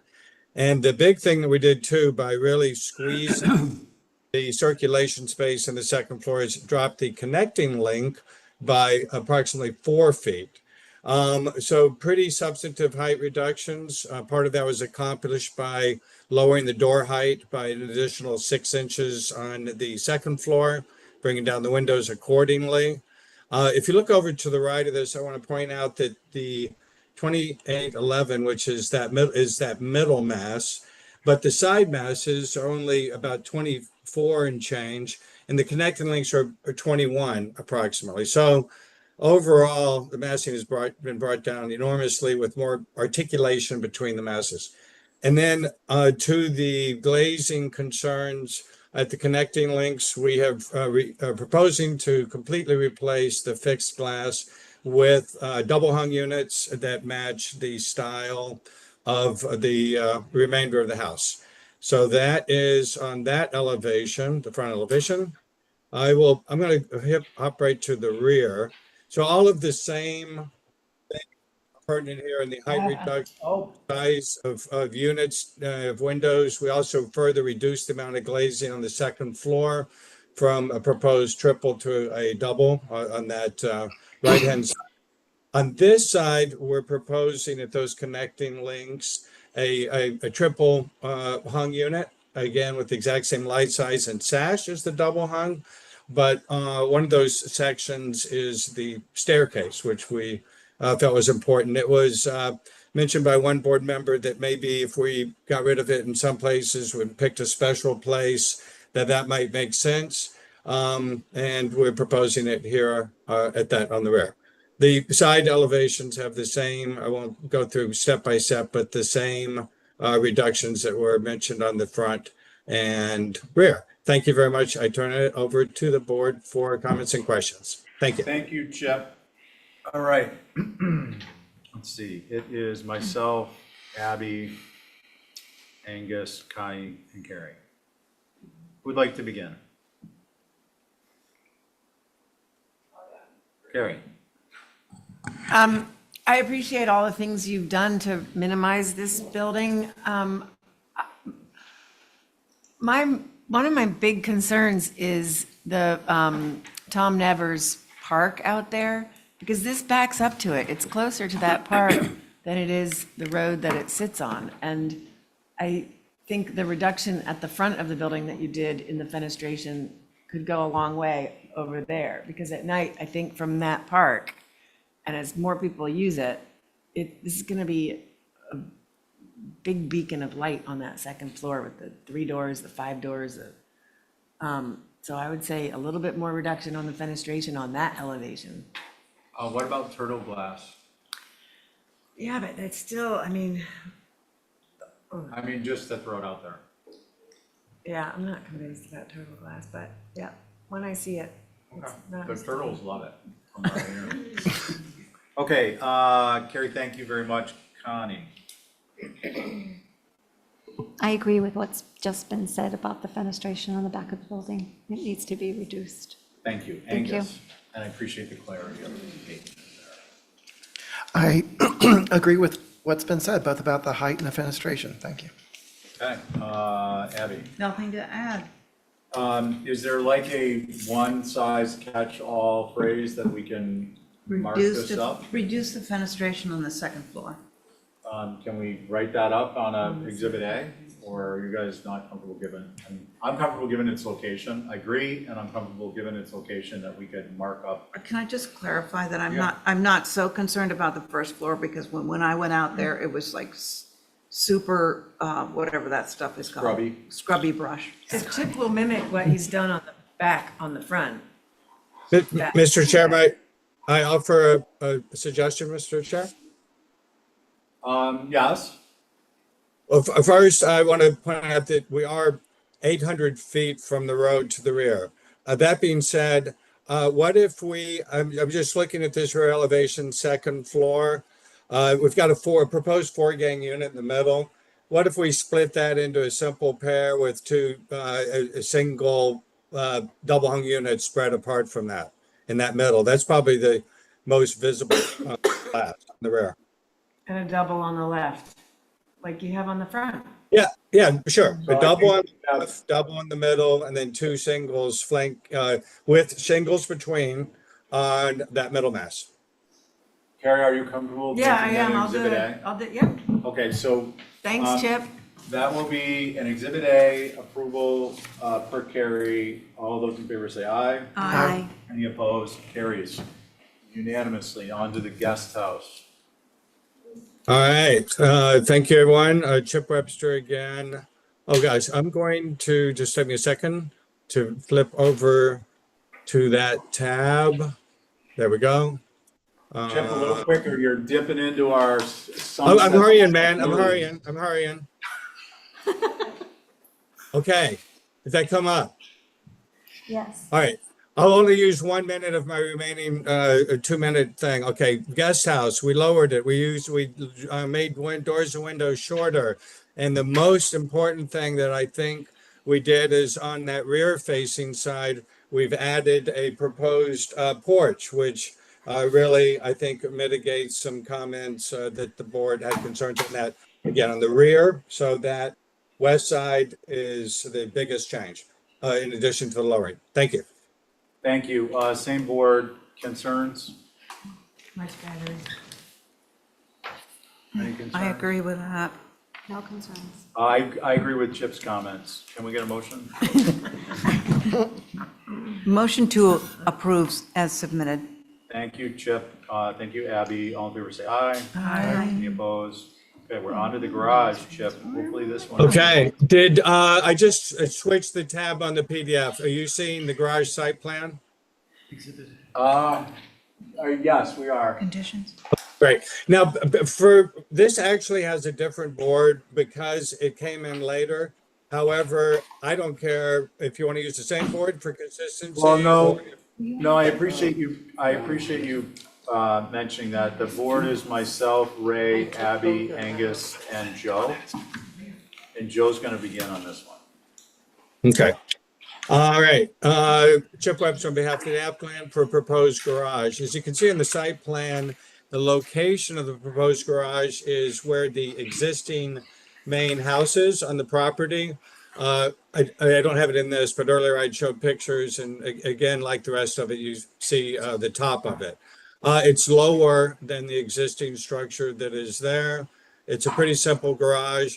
The concerns of the board at the last time were primarily technical questions relative to grading and what appeared to be a step into those doors. It was my error. I didn't point out on the last one that what looks like a step is actually an apron. So we've labeled that correctly on this drawing in red where it says apron. We did also lower doors and windows and dormers and everything. The proposed height is 24/7. And we did show on the site plan the grading that is changing, which is super minor. It's just basically recessing it a little bit on the south side. You can see that 37 line, 38 line to make it a flat location. Okay, thank you. I turn over the board for questions and comments. Thank you. Concerns?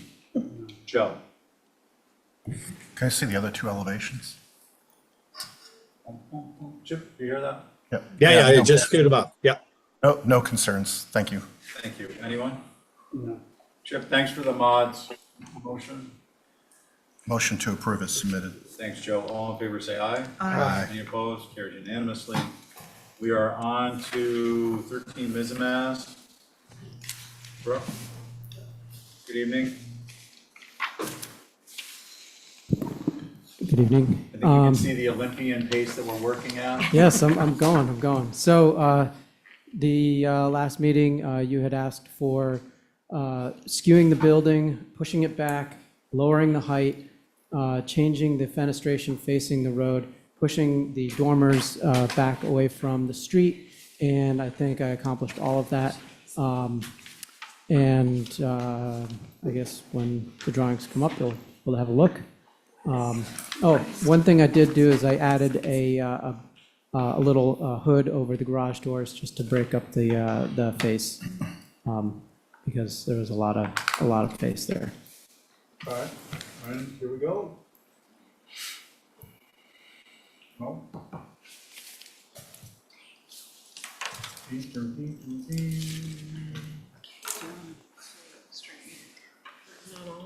For the next string, and not having this stuff on the tablets is, it could be like a worker, we might need like a masseuse. Oh, I didn't know we could get to from there. It is so bad though. You just- I The can't. OneDrive, it's blurry. Oh, you told me to send it to you. All right, no lock feeling? That's the main house. Mission impossible. The clock is ticking, the Bob is ready to explode. 10. Let it explode. No.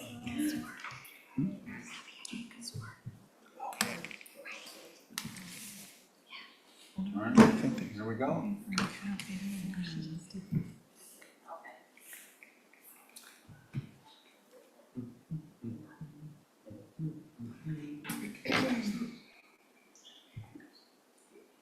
So right there, that's the original site plan. And then if you zoom out, you'll see the new site plan.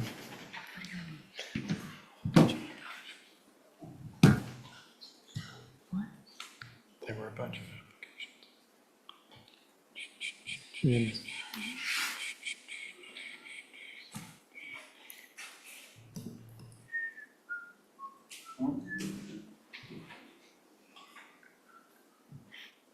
Okay, Brooke? All right, and let's see, can we zoom in just a little bit? And go over to the site plan. Yeah. All right. So, yeah, the concern was just that the building was too close to the front and also to the main building itself. And so by skewing it towards the setback and pushing it back, I think that we have accomplished addressing those concerns in addition to the other things, which I lowered the building by a foot. The request was for 9 inches, so bonus. Okay, we'll go on to elevations, please.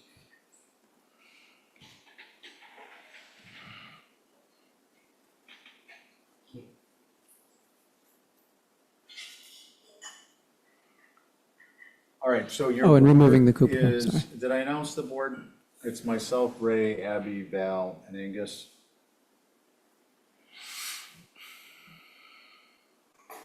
And can you scroll to the next set of elevations, please? Or just zoom out so we can see the.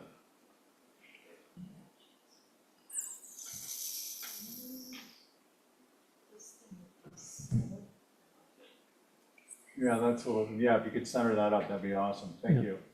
Okay, concerns? I just wanted to see the site plan.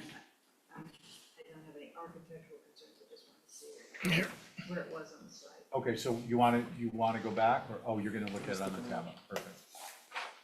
Val, concerns? No, I'm good with this. I appreciate lowering it. I was feeling like it was overwhelming the house, and hopefully it doesn't. He lowered it a foot. Thanks. Angus? I agree. Abby?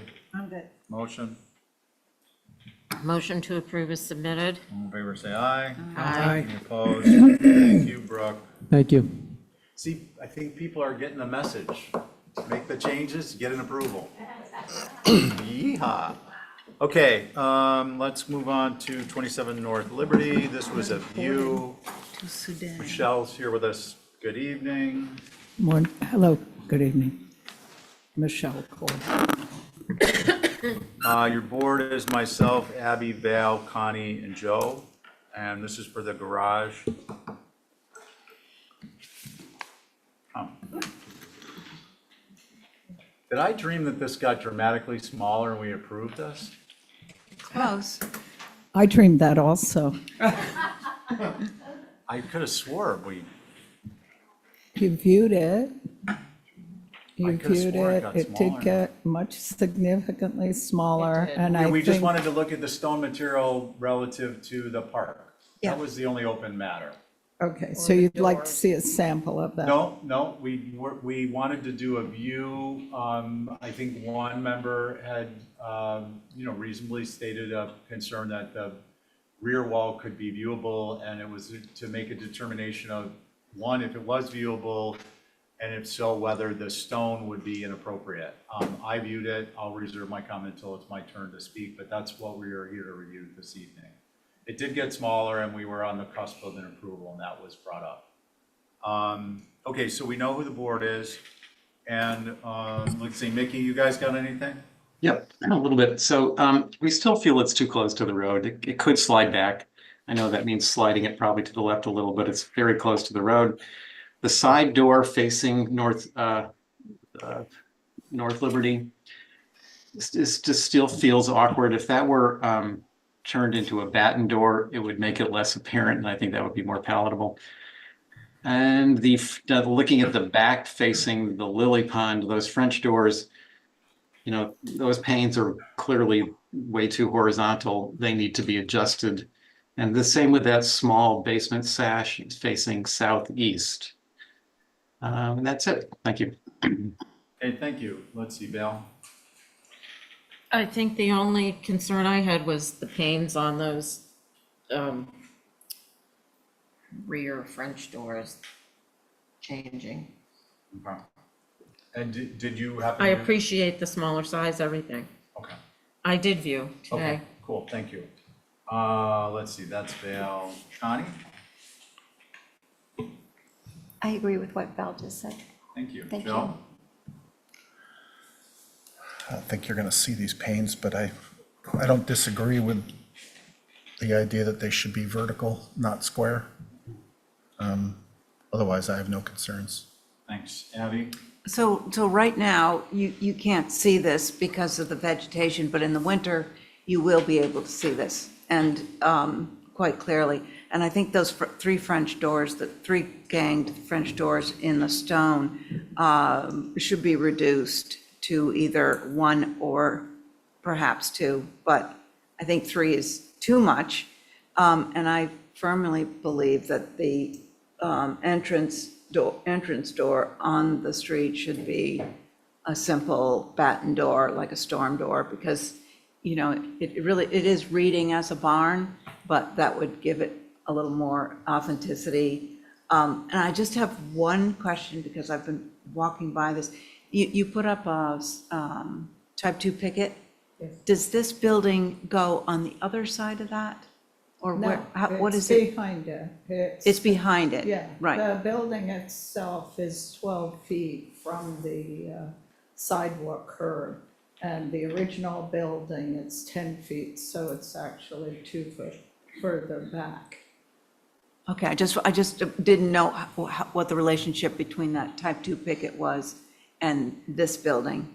So, but you are saying that it is towards the lily pond from the Correct. street and behind that picket fence. Okay, thank you for clarifying that. Thank you. Let's see, does that leave me? I think that leaves me. Can we go to the site plan, please? And zoom in on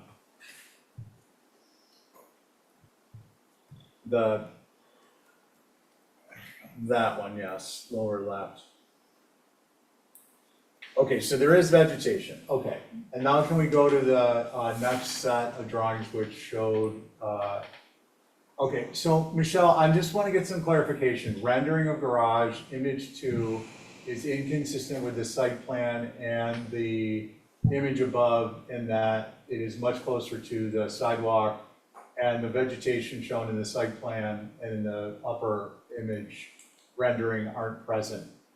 That's not what's proposed, correct, the second image? No, it's proposed as it is on the site plan. Okay. It's so- just, Okay, so they're that's okay, I just wanted to make sure I understood, so the site plan will rule.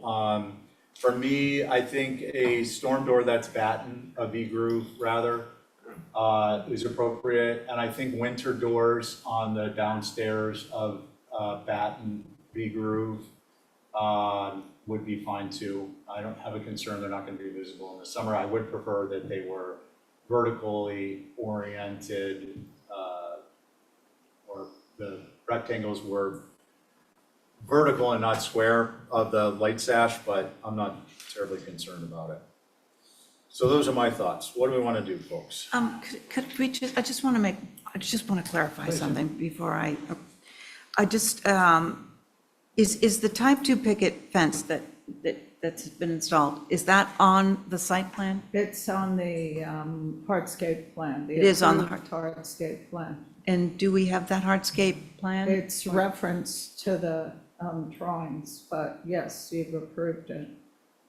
We don't have it this evening. I think Okay, is because why. the drawing indicates that the building, this building we're talking about, is right on the street, and I'm trying to figure out, is that picket fence going right across the front of this building, or? So the It's right building is here. gonna be 5 feet from the street?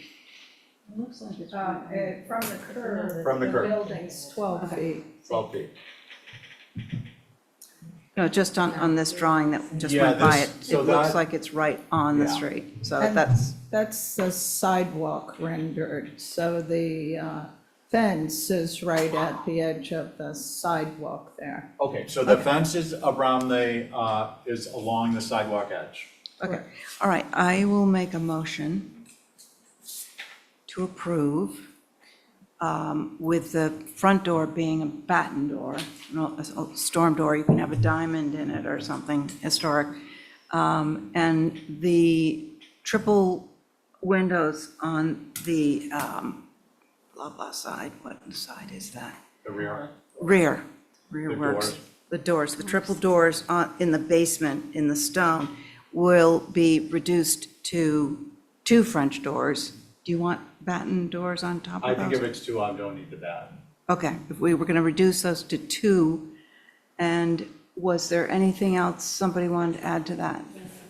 I don't think so. Can I? Grill pattern. The grill patterns, the Just more vertical. window will be less vertical, More vertical. more vertical. Yeah, Okay. taller, skinnier. On what elevation? The rear doors. On the rear, On the basement. on the basement. Can I just make a comment on the basement? There is no light at all. I mean, in reducing this above ground, it's partially below ground. If there are only 2 doors there, there will be absolutely no light in that studio. And truly, I know you think it will be visible in the winter, but I've seen it in all seasons. And if you see the staking there, that rear facade will not be visible from the street, also by the nature of the way the street curves too. Okay, well, Okay, so Michelle, I do we have got a, yeah, I do have a motion, and I'm having a little deja vu about the Doors. windows on the main house that On the rear. we've talked about. So that's my motion, 2 French doors and batten front door, Okay. and the windows going Fair to enough. more vertical. Okay, so on Abby's motion as an exhibit A, Shirley? all in favor say aye. Aye. Aye. Opposed? Okay. Michelle, if you want to come back on that, you can, obviously, but it's the will of the commission. So, okay? Can I say something? I didn't want to complicate this, so I held my tongue because you have an approval. So 2 things. I think having 2 doors that are 15 light doors, you're probably going to end up with as much glass as these skinny 3 doors. And you could, if you go to 2, you probably could come back with a window. Yeah. And I didn't want to suggest the window because I thought it would mean another week or 2, but I think if you drew the 2, I could see a window being in that elevation. And then you could actually put a desk or something in front of that window, and so the interior would be treated slightly different. But Yeah. Thanks, Joe. Yeah, and all applications get reviewed for consensibility with respect to a window versus a door. It may be a different animal. Okay? Okay. All Thank right. you. We're gonna move on to, Abby's got the Exhibit A. We're gonna move on to 12 Baltimore. Matthew, it's myself, Ray, Abby, Val, Angus, alternates are Connie and Joe, should they be needed. New dwelling, guest house. Share my screen, Mr. Chair.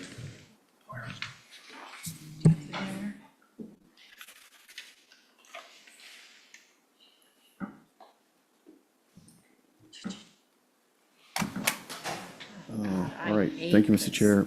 So you've seen this, I think, once or twice before. I'll just run through the revisions. Starting with the east elevation, Val, you had suggested that we add a continuous porch across the facade, which I thought was a great suggestion. Previously, it was a really small shed covered porch over the front door. So I think it actually drops the scale fairly dramatically. Shifting to the north elevation, probably the most significant amount of changes.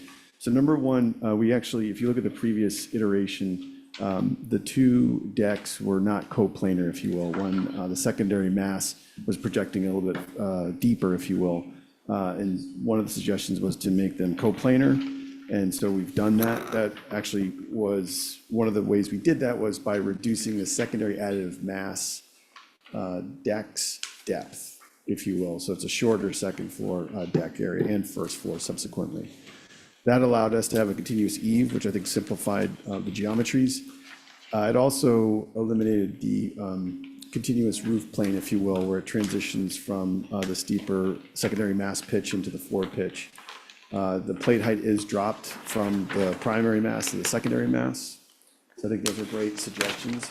We also lowered the plate height of the secondary mass. Angus, you had asked for a more distinct departure from the primary mass, and so that allowed us to drop the secondary mass by an additional foot. So I think the overall elevation change between the primary mass and the secondary is close to 3 feet. I think it's just under that. So it was a great suggestion.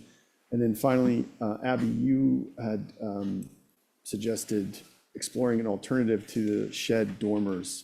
And we went with an intersecting, basically a gable dormer, if you will. When we expressed the plate height or the eave returns, it was starting to look a little busy. So we just had the dormer terminate into the eave line. Now we intentionally reduced the width of it so that the primary gable on the facade of the structure is primary and that this dormer, if you will, is secondary. Those, I think, are all the changes. We also have some perspectives. One other thing is we did add an outdoor shower. Ray, you had mentioned the potential verticality, which is shown in the south perspective.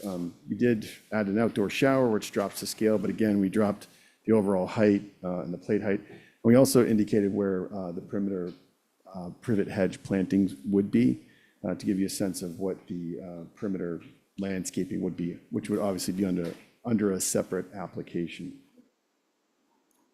Okay, my time is up. My time is up. Thank you, Mr. Chair. Practicing? Yeah, timed that perfectly. I nailed it. Yes. Okay, let's see, myself, Ray, Abby, Val, and Angus. Where'd you go? I'll go. Val. I went out there today and drove up and down the street and around, and having done that really made a difference for me. I kept looking at the smaller house just in theory, with you bringing pictures in, that there was such a disconnect. But there are so many buildings right here in this little enclave that are a variety of heights, have second floors. One has like a cantilevered second floor Yeah. butt out over, yeah. I think fits in fine. Okay, thank you. Ray?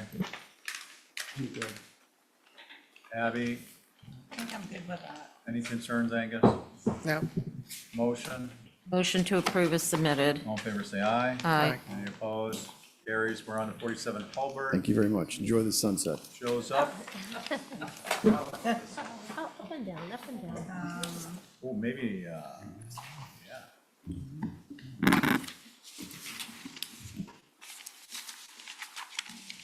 I need your help, Fiona. Show when you're ready, Yeah. or even if you're not. Well, this is Matt's project, and I think it just got approved, so that's it. Okay, so this one's good. Yeah, so 47 Hulbert is a circa 1986 building, and we came in for some fenestration changes and trim changes.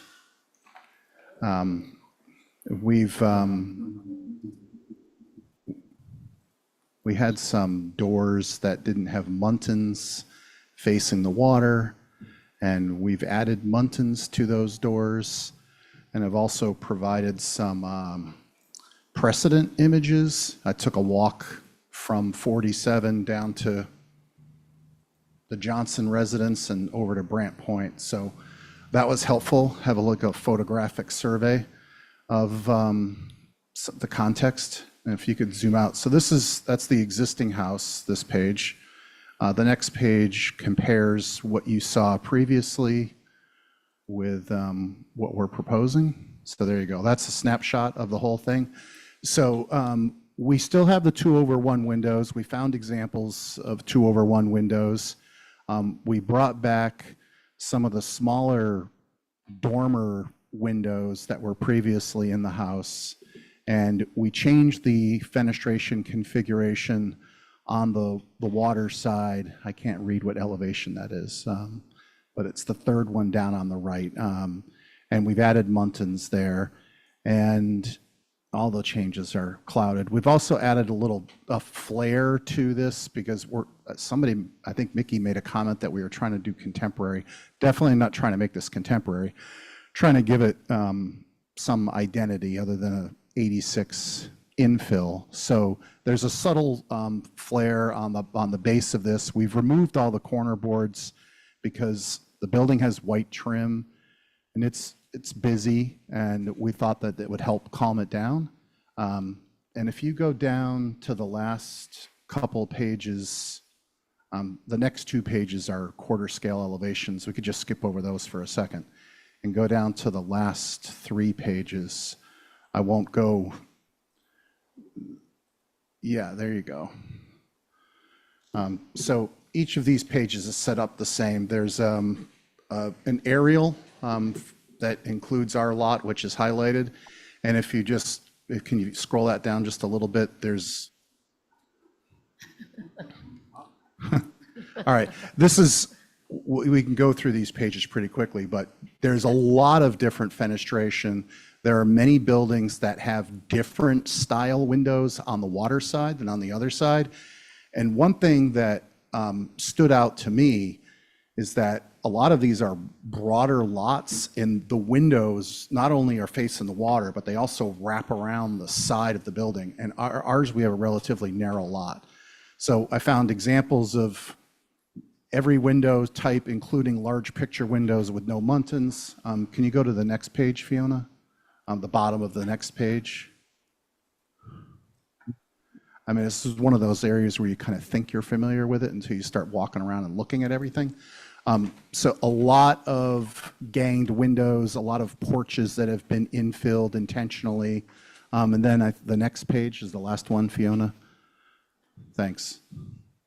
I mean, lots of continuous floor-to-ceiling glass, some without muntins.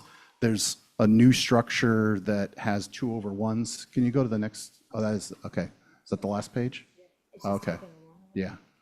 All right, so that's it. I just wanted to There really isn't a style down there. There's a eclectic style for sure, and probably the most amount of glass that I've seen on buildings along that stretch of beach. So I think that what we're proposing is appropriate. Thanks, Joe. Mickey, do you guys got anything? We do. So we really felt that the 2/1 windows really just don't work with this building, mostly because, especially on the north side, there's a lot of glazing and the 2/1s create a lot of large paned glass, and it just really, it makes the glazing feel even more expansive than it did when it was 6/6s or even the 6/1s, which apparently existed on that side. There's one window in particular facing west. It's in a dormer. It's now just a single pane window that doesn't seem appropriate on the west dormer. That's existing. Can we look at the drawings? Well, Mickey's referring to drawings that aren't up on there. I think it's the third page that has the comparison of what was there before. It has all 4 elevations. Right. See, I see that, Joe. That's an existing window. That's fine. But then, on the north, the north is where the biggest change is in terms of fenestration, and it's essentially becoming, at least on the first floor and nearly on the second, just wall-to-wall glazing. The original building had at least some interruption with some shingles around some glazing, and I think that that's important to maintain to some degree, just so it gives up the glass and door area a little bit of a break between the large sheets of glass. On the second floor, there's a big picture window which got even bigger in this iteration. We didn't think that the picture window was appropriate to begin with on the second floor. It didn't exist before, and don't feel like it should be introduced into the new design. Basically, 6/6s seem to work better for us and less glazing. Thank you. Thank you. Who'd like to begin? Can I just say one thing? Yep.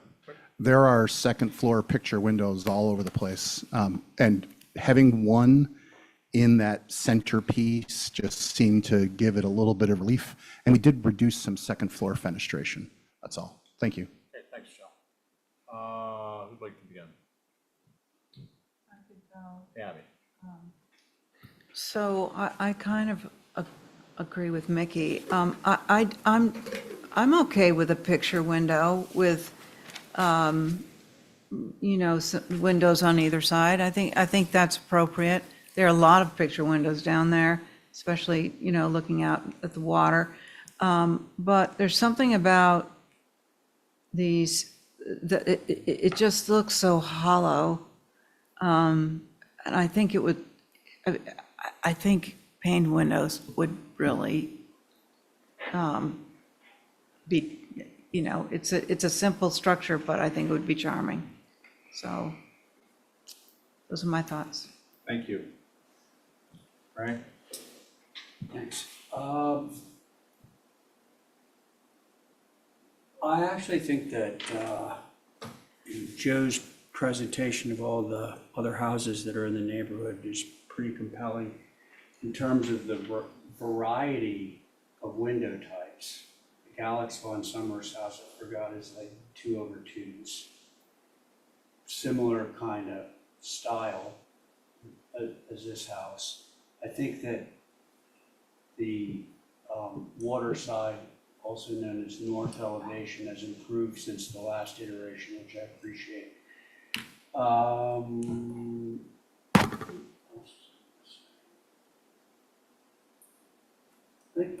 think that was it. That was, the other thing was, that there is certainly plenty of precedent for having lots of glass on the water side there. That's demonstrated by the photographs again. So I'm okay with this. Okay, thanks, Connie. Yeah, I appreciate the changes. I don't know, would you consider 6/1s? One thing we discussed with the client was 6/1s on the street side and the sides, but 2/1s on the north, because there are other buildings that have an eclectic mix. But I thought with this building not being as additive massing as some of these other ones, that it kind of made sense to have a single style. Yeah. That's it. And the 2/1, the genesis of the 2/1 was from driving around Brant Point and looking at some of the bungalows that are there that are more internal to the Brant Point area, but there are a couple that have 2/1 windows that are characterized by the sweeping gable, and they're elevated up off the ground with lattice. I didn't bring any photos of those things, but it really feels like a take on a bungalow. So that's where that came from. Right, Thank you. Angus? Yeah, I do think that there have been good revisions here. Looking at the existing north elevation and how the glazing is more articulated there with the shingle around it is more successful than the glazing kind of end to end. I don't mind seeing the picture windows, and there is an eclectic mix. I agree that that relatively shallow sweeping roof is bungalow-esque, which makes me think more about, many panes over one, whether it's 6/6 or 6/1. But the two light or 2/1 or 4 or 2/2 seems more Victorian and out of character with this building. So I guess I would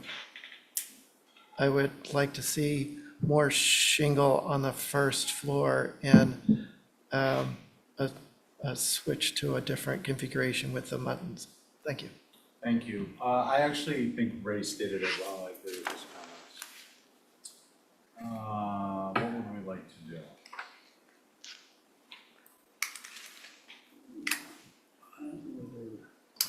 I could make a motion to approve the submitted, but honestly, I don't know where it's gonna go. But it seems close. Yeah. All in favor, say aye. Aye. What's the motion? To approve is submitted. Submitted. Oh, And, You might wanna get a count on the other one. yeah, I'll go with opposed. Aye. aye. So, two opposed, for the record, Angus and Abby. So it's 3 in favor, 2 opposed? 3 in favor, 2 opposed. Oh.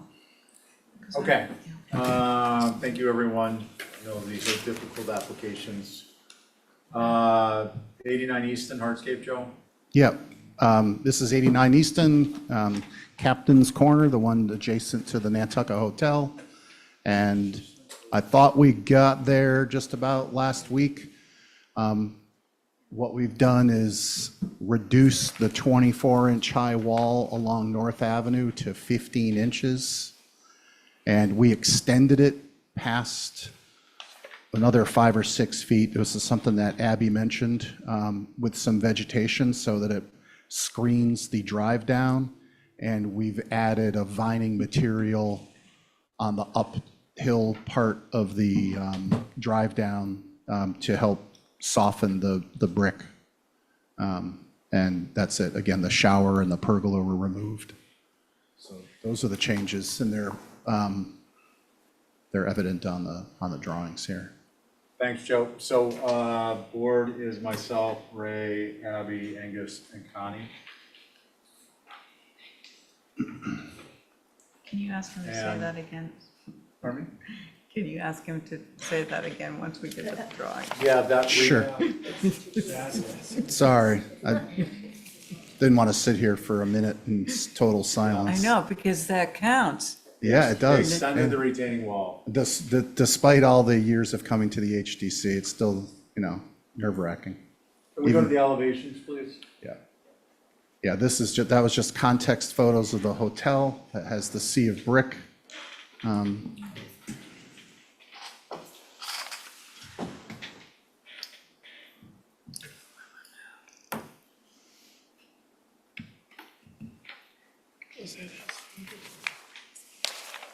Oh, there we go.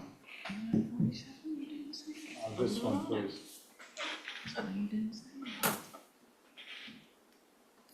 Yeah, so you can see, Can we go to the lower one, please? there you go. Thank you. Yeah, there you go. Yep, so we extended, I could just go up there and point at it, but, Blow it up. no, that's, I can't blow it up because it's not. Abby had suggested this, the parking, the drive down was not completely hidden by vegetation, so that, well, it's frustrating.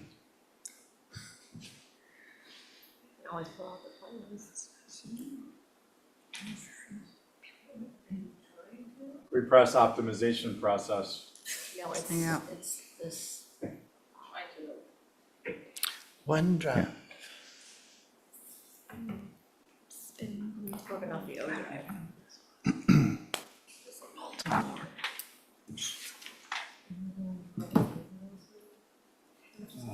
Yeah, it's the bottom page that really has everything on it. Does anybody, can you bring it up? You guys want the plans from the file? Mr. Chair, Pardon me? you want the plans from the file? Yeah, this is just crazy waste of our time. the O drive on the town website. Yeah, the O drive. Could you imagine if the select board had to sit around and wait like this? There'd be hell to pay. They don't have to look at time. That's not the point. Well, it's kind of built into our problem. No, it's not. This is not something we typically Thanks. address this way.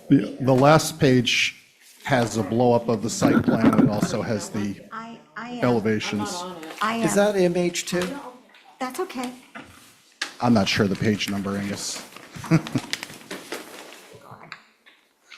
Last page.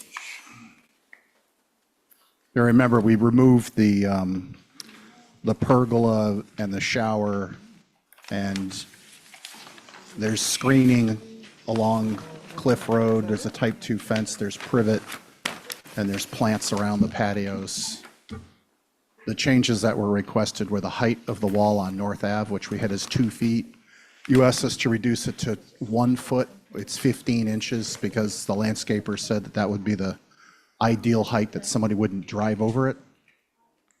And we added vining material on the brick area for the drive down.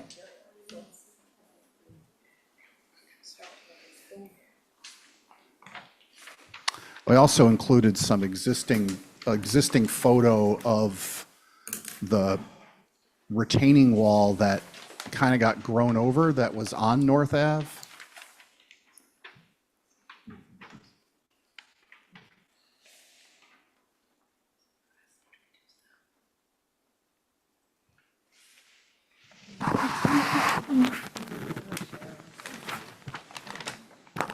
Pulling a John McLaughlin.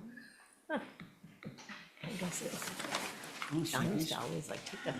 And if you, No, I'm good with it. yeah, you might recall that at the top of that wall, when we had the outdoor shower and the pergola, there was no vegetation. So now that's planted, and we have plantings that are growing down that wall, so.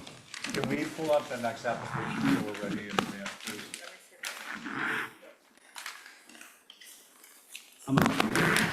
All right, Ray's got no concerns. Abby? I don't have a concern, but Angus wants to reduce that wall on the drive going down, that brick wall on the right, as you go down into the underground garage. And I'm fine with what you did on the left-hand side, so. I Stevens? guess, are you, hold on, Mickey, we're not, we're just gonna go right to the board on this.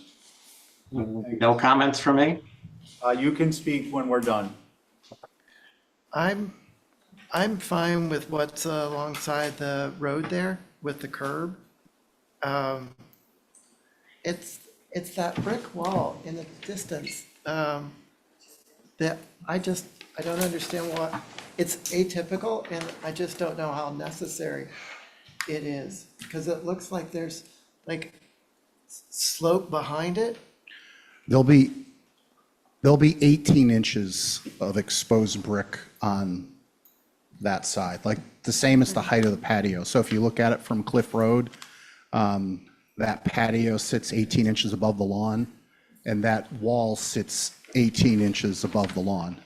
If I drop that wall down, which is currently bricked, it would be at grade.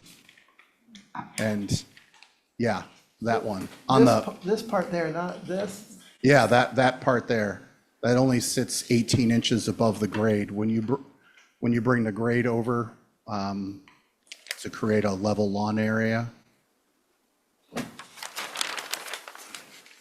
Yeah, those pictures there, that's the existing North Ave before we started the renovation. I just included those because there were comments about an elevated planting bed not being typical, but it's what was there. And the grade stepped up from there. Angus, anything else? So these photos that are showing up there, so this is where the brick wall is now. Here, that is where it's proposed? No, that's North Ave. So you see the brick to the left, the picture that you were just in, that is North Ave. You're standing in North Ave. And that type 2 fence on the other side of that is where the drive down is. So this was just to show that that loose wall that's there, it just was poorly maintained. It actually went down North Ave about 3/4 of the way of the house. So you're saying that the drive is going down there, the That- garage yeah, that's doors correct, underneath yeah. this part? And you can see beyond where the deck is and how high Yeah. those railings are. That deck was, the grade gets higher as you move over towards Cliff. So we've retained that grade, and that brick wall that's proposed sits 18 inches above the lawn. I understand the retaining, that makes total sense. It's just beyond the retaining and raising was my only concern. Thank you. Okay, thank you. Let's see, Abby, you went, Angus, you went Connie? I have no concerns. Connie. Let's see. My primary Stephen? concerns with the retaining wall have been addressed. So that's us. Mickey, you guys got any comments? We do actually, yes. So Angus has brought up this retaining wall.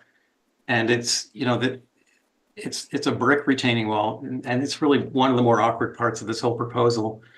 On both sides of this underground garage, the original property had a low berm with stones providing some retaining, but no brick. The brick is fine for the foundation, but there's no real reason to extend the brick to create any retaining out of brick. That should be done with natural stone. And as Angus pointed out, it's above grade, and it really does not have to project above grade. So if you drop that down level, you'd have a stone wall that's not nearly as tall and imposing. And then the raised planting bed along North Avenue, that should be either eliminated or definitely lowered. You can see by the photograph, if you scroll a little bit to the left, and maybe you just can't with this screen, it's more like a berm with some stones leaning on it. And that's the existing addition. Plus you have an extra 5 feet because the building has been moved over. So there's plenty of room to eliminate any raised planting bed on that side of the building and to have a more natural looking, berms, some stones, but not a raised, very formal looking raised planting bed. It just didn't exist before. Thank you. Thank you. Okay, so we've gotten comments from all the commissioners, what we'd like to do.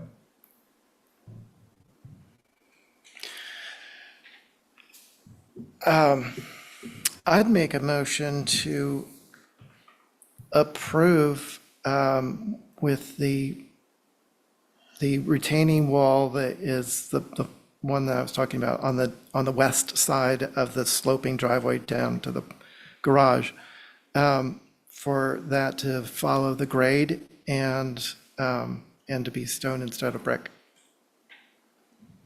Can you just clarify when you say follow the grade, you're saying don't raise it as high and at grade level? Or are you saying contour or both? following the grade rather than being, it sounds like the grade is sloping down, but the wall is staying consistently high, so Okay. following the grade slope. I just want to make sure we all understood. Any questions on that? I have a question for the applicant. Yep, go ahead. I actually think that's a good idea. Is that something that you can do? Well, the grade doesn't slope there. Grade goes straight No, across. that part I'm less interested in than the idea that the wall is actually above the grade behind it. Yeah. So the whole foundation of this house is brick.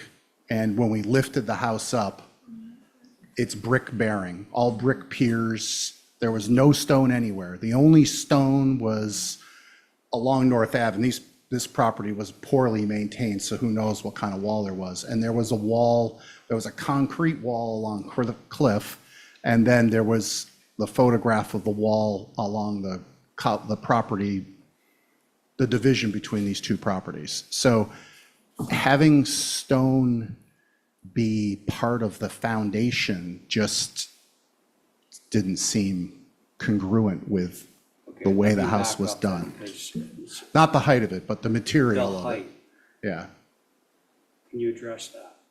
the height, yeah, the grade, it sits about 18 inches above the grade, Well, so, I think that's been a thing that's been Yeah. continuing to come up. yeah. So Yeah. it could, if it dropped down to grade, that wall would drop 18 All right, inches. then I'm Yeah. good to go. I think that that's your solution, Joe. Okay. Because it looks like you just swayed 3 votes at least. Do you want to fashion that into a motion? I think my motion still stays. Oh, geez, I forgot all about it. I Wow, apologize. okay, that was a gross oversight. Yeah, when Ray commented, so your motion, go ahead. Is to have the retaining wall that is on the west side of the driveway be stone and follow the grade Okay, and now, on the back side of the wall. so so- the west side is the inside wall, not the wall along North Ave. Correct. Well, You it's seem to be it's talking the about- as seen from North Ave Right. inside. wall, Correct. Not the other one. Right. And I just, for the benefit of the applicant and the idea that this is all going to be of very limited visibility, I would second the motion in the hope that maybe we could modify that to remain brick, but to be cut down to the grade, So brick versus which, stone. which as I understand it is 18 inches. Would you entertain that or not?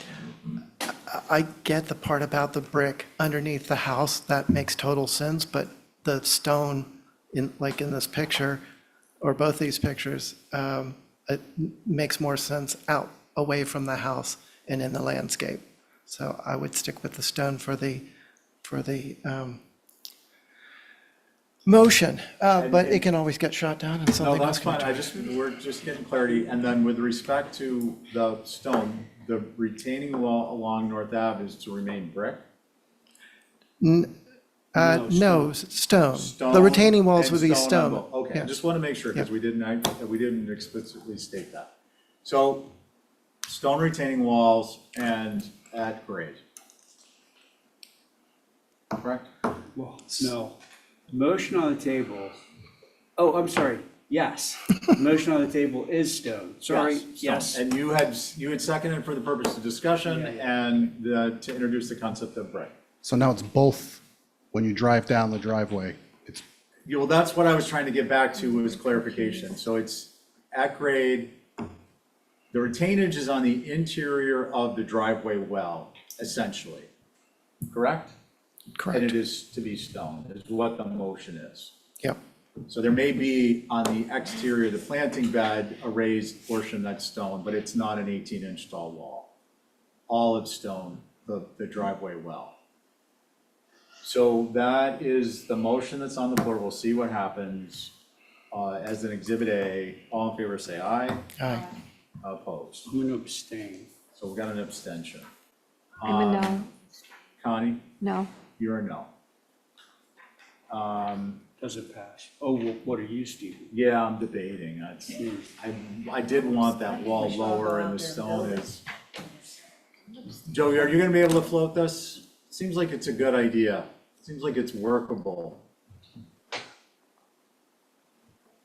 The stone walls that are there are 18 inches to 24 inches tall. So having a 7-foot tall stone wall going into a brick foundation with an elevated patio that is surrounded by brick just seems odd to me, but it's your motion. Okay, I'm gonna go with it, and I think what I would suggest, so that will carry 3 in favor, 1 opposed for the record, Connie, 1 abstention for the record, Commissioner Paul. And Joe, what I would suggest is just do a little bit of a veneer mock-up with the stone, and we'll look at, just like pick a spot that's 2 square feet, have them throw the stone up, we'll look at it, and if looks funky, we'll revisit it, Sure. all right? This is all veneer, so you're gonna be pouring concrete anyway, right? It's already poured in Concrete's veneer there, and brick Oh, as it We stands. could look at it next week. right. Okay. All right, we could look Chair? at it tonight if we get out of here. Mr. Chair, did that pass or? Yes, or- it or- passed, it'll be, Exhibit A? Angus is gonna write it up as an exhibit A. You know, she mentioned next week, so that threw me off. No, sorry. I'll go look at it. 20 Main, no, I was just saying we could do a visual on it. 20 Main Street, Ray, that's to you. And then, just so you guys are aware, we have 10 Straight Wharf and then a 62 Winoma color changes, and then we're done, so. Well, I don't see Linda Williams. Linda's not here. Not She's here. not- Nobody's here, right? Mr. Chair, Linda's not here. I've texted her several times. Okay. So To we're tell gonna her- skip 10 Straight Wharf, and we're gonna go to 62 Winoma. Yeah, she's not here. Actually, we're skipping 20 Main Street Pool. And, Yes.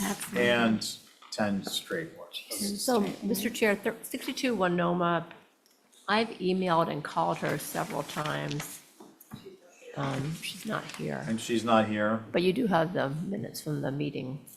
And they want to do a color change that we did not previously support, so I think we need to have the applicant here to make their case.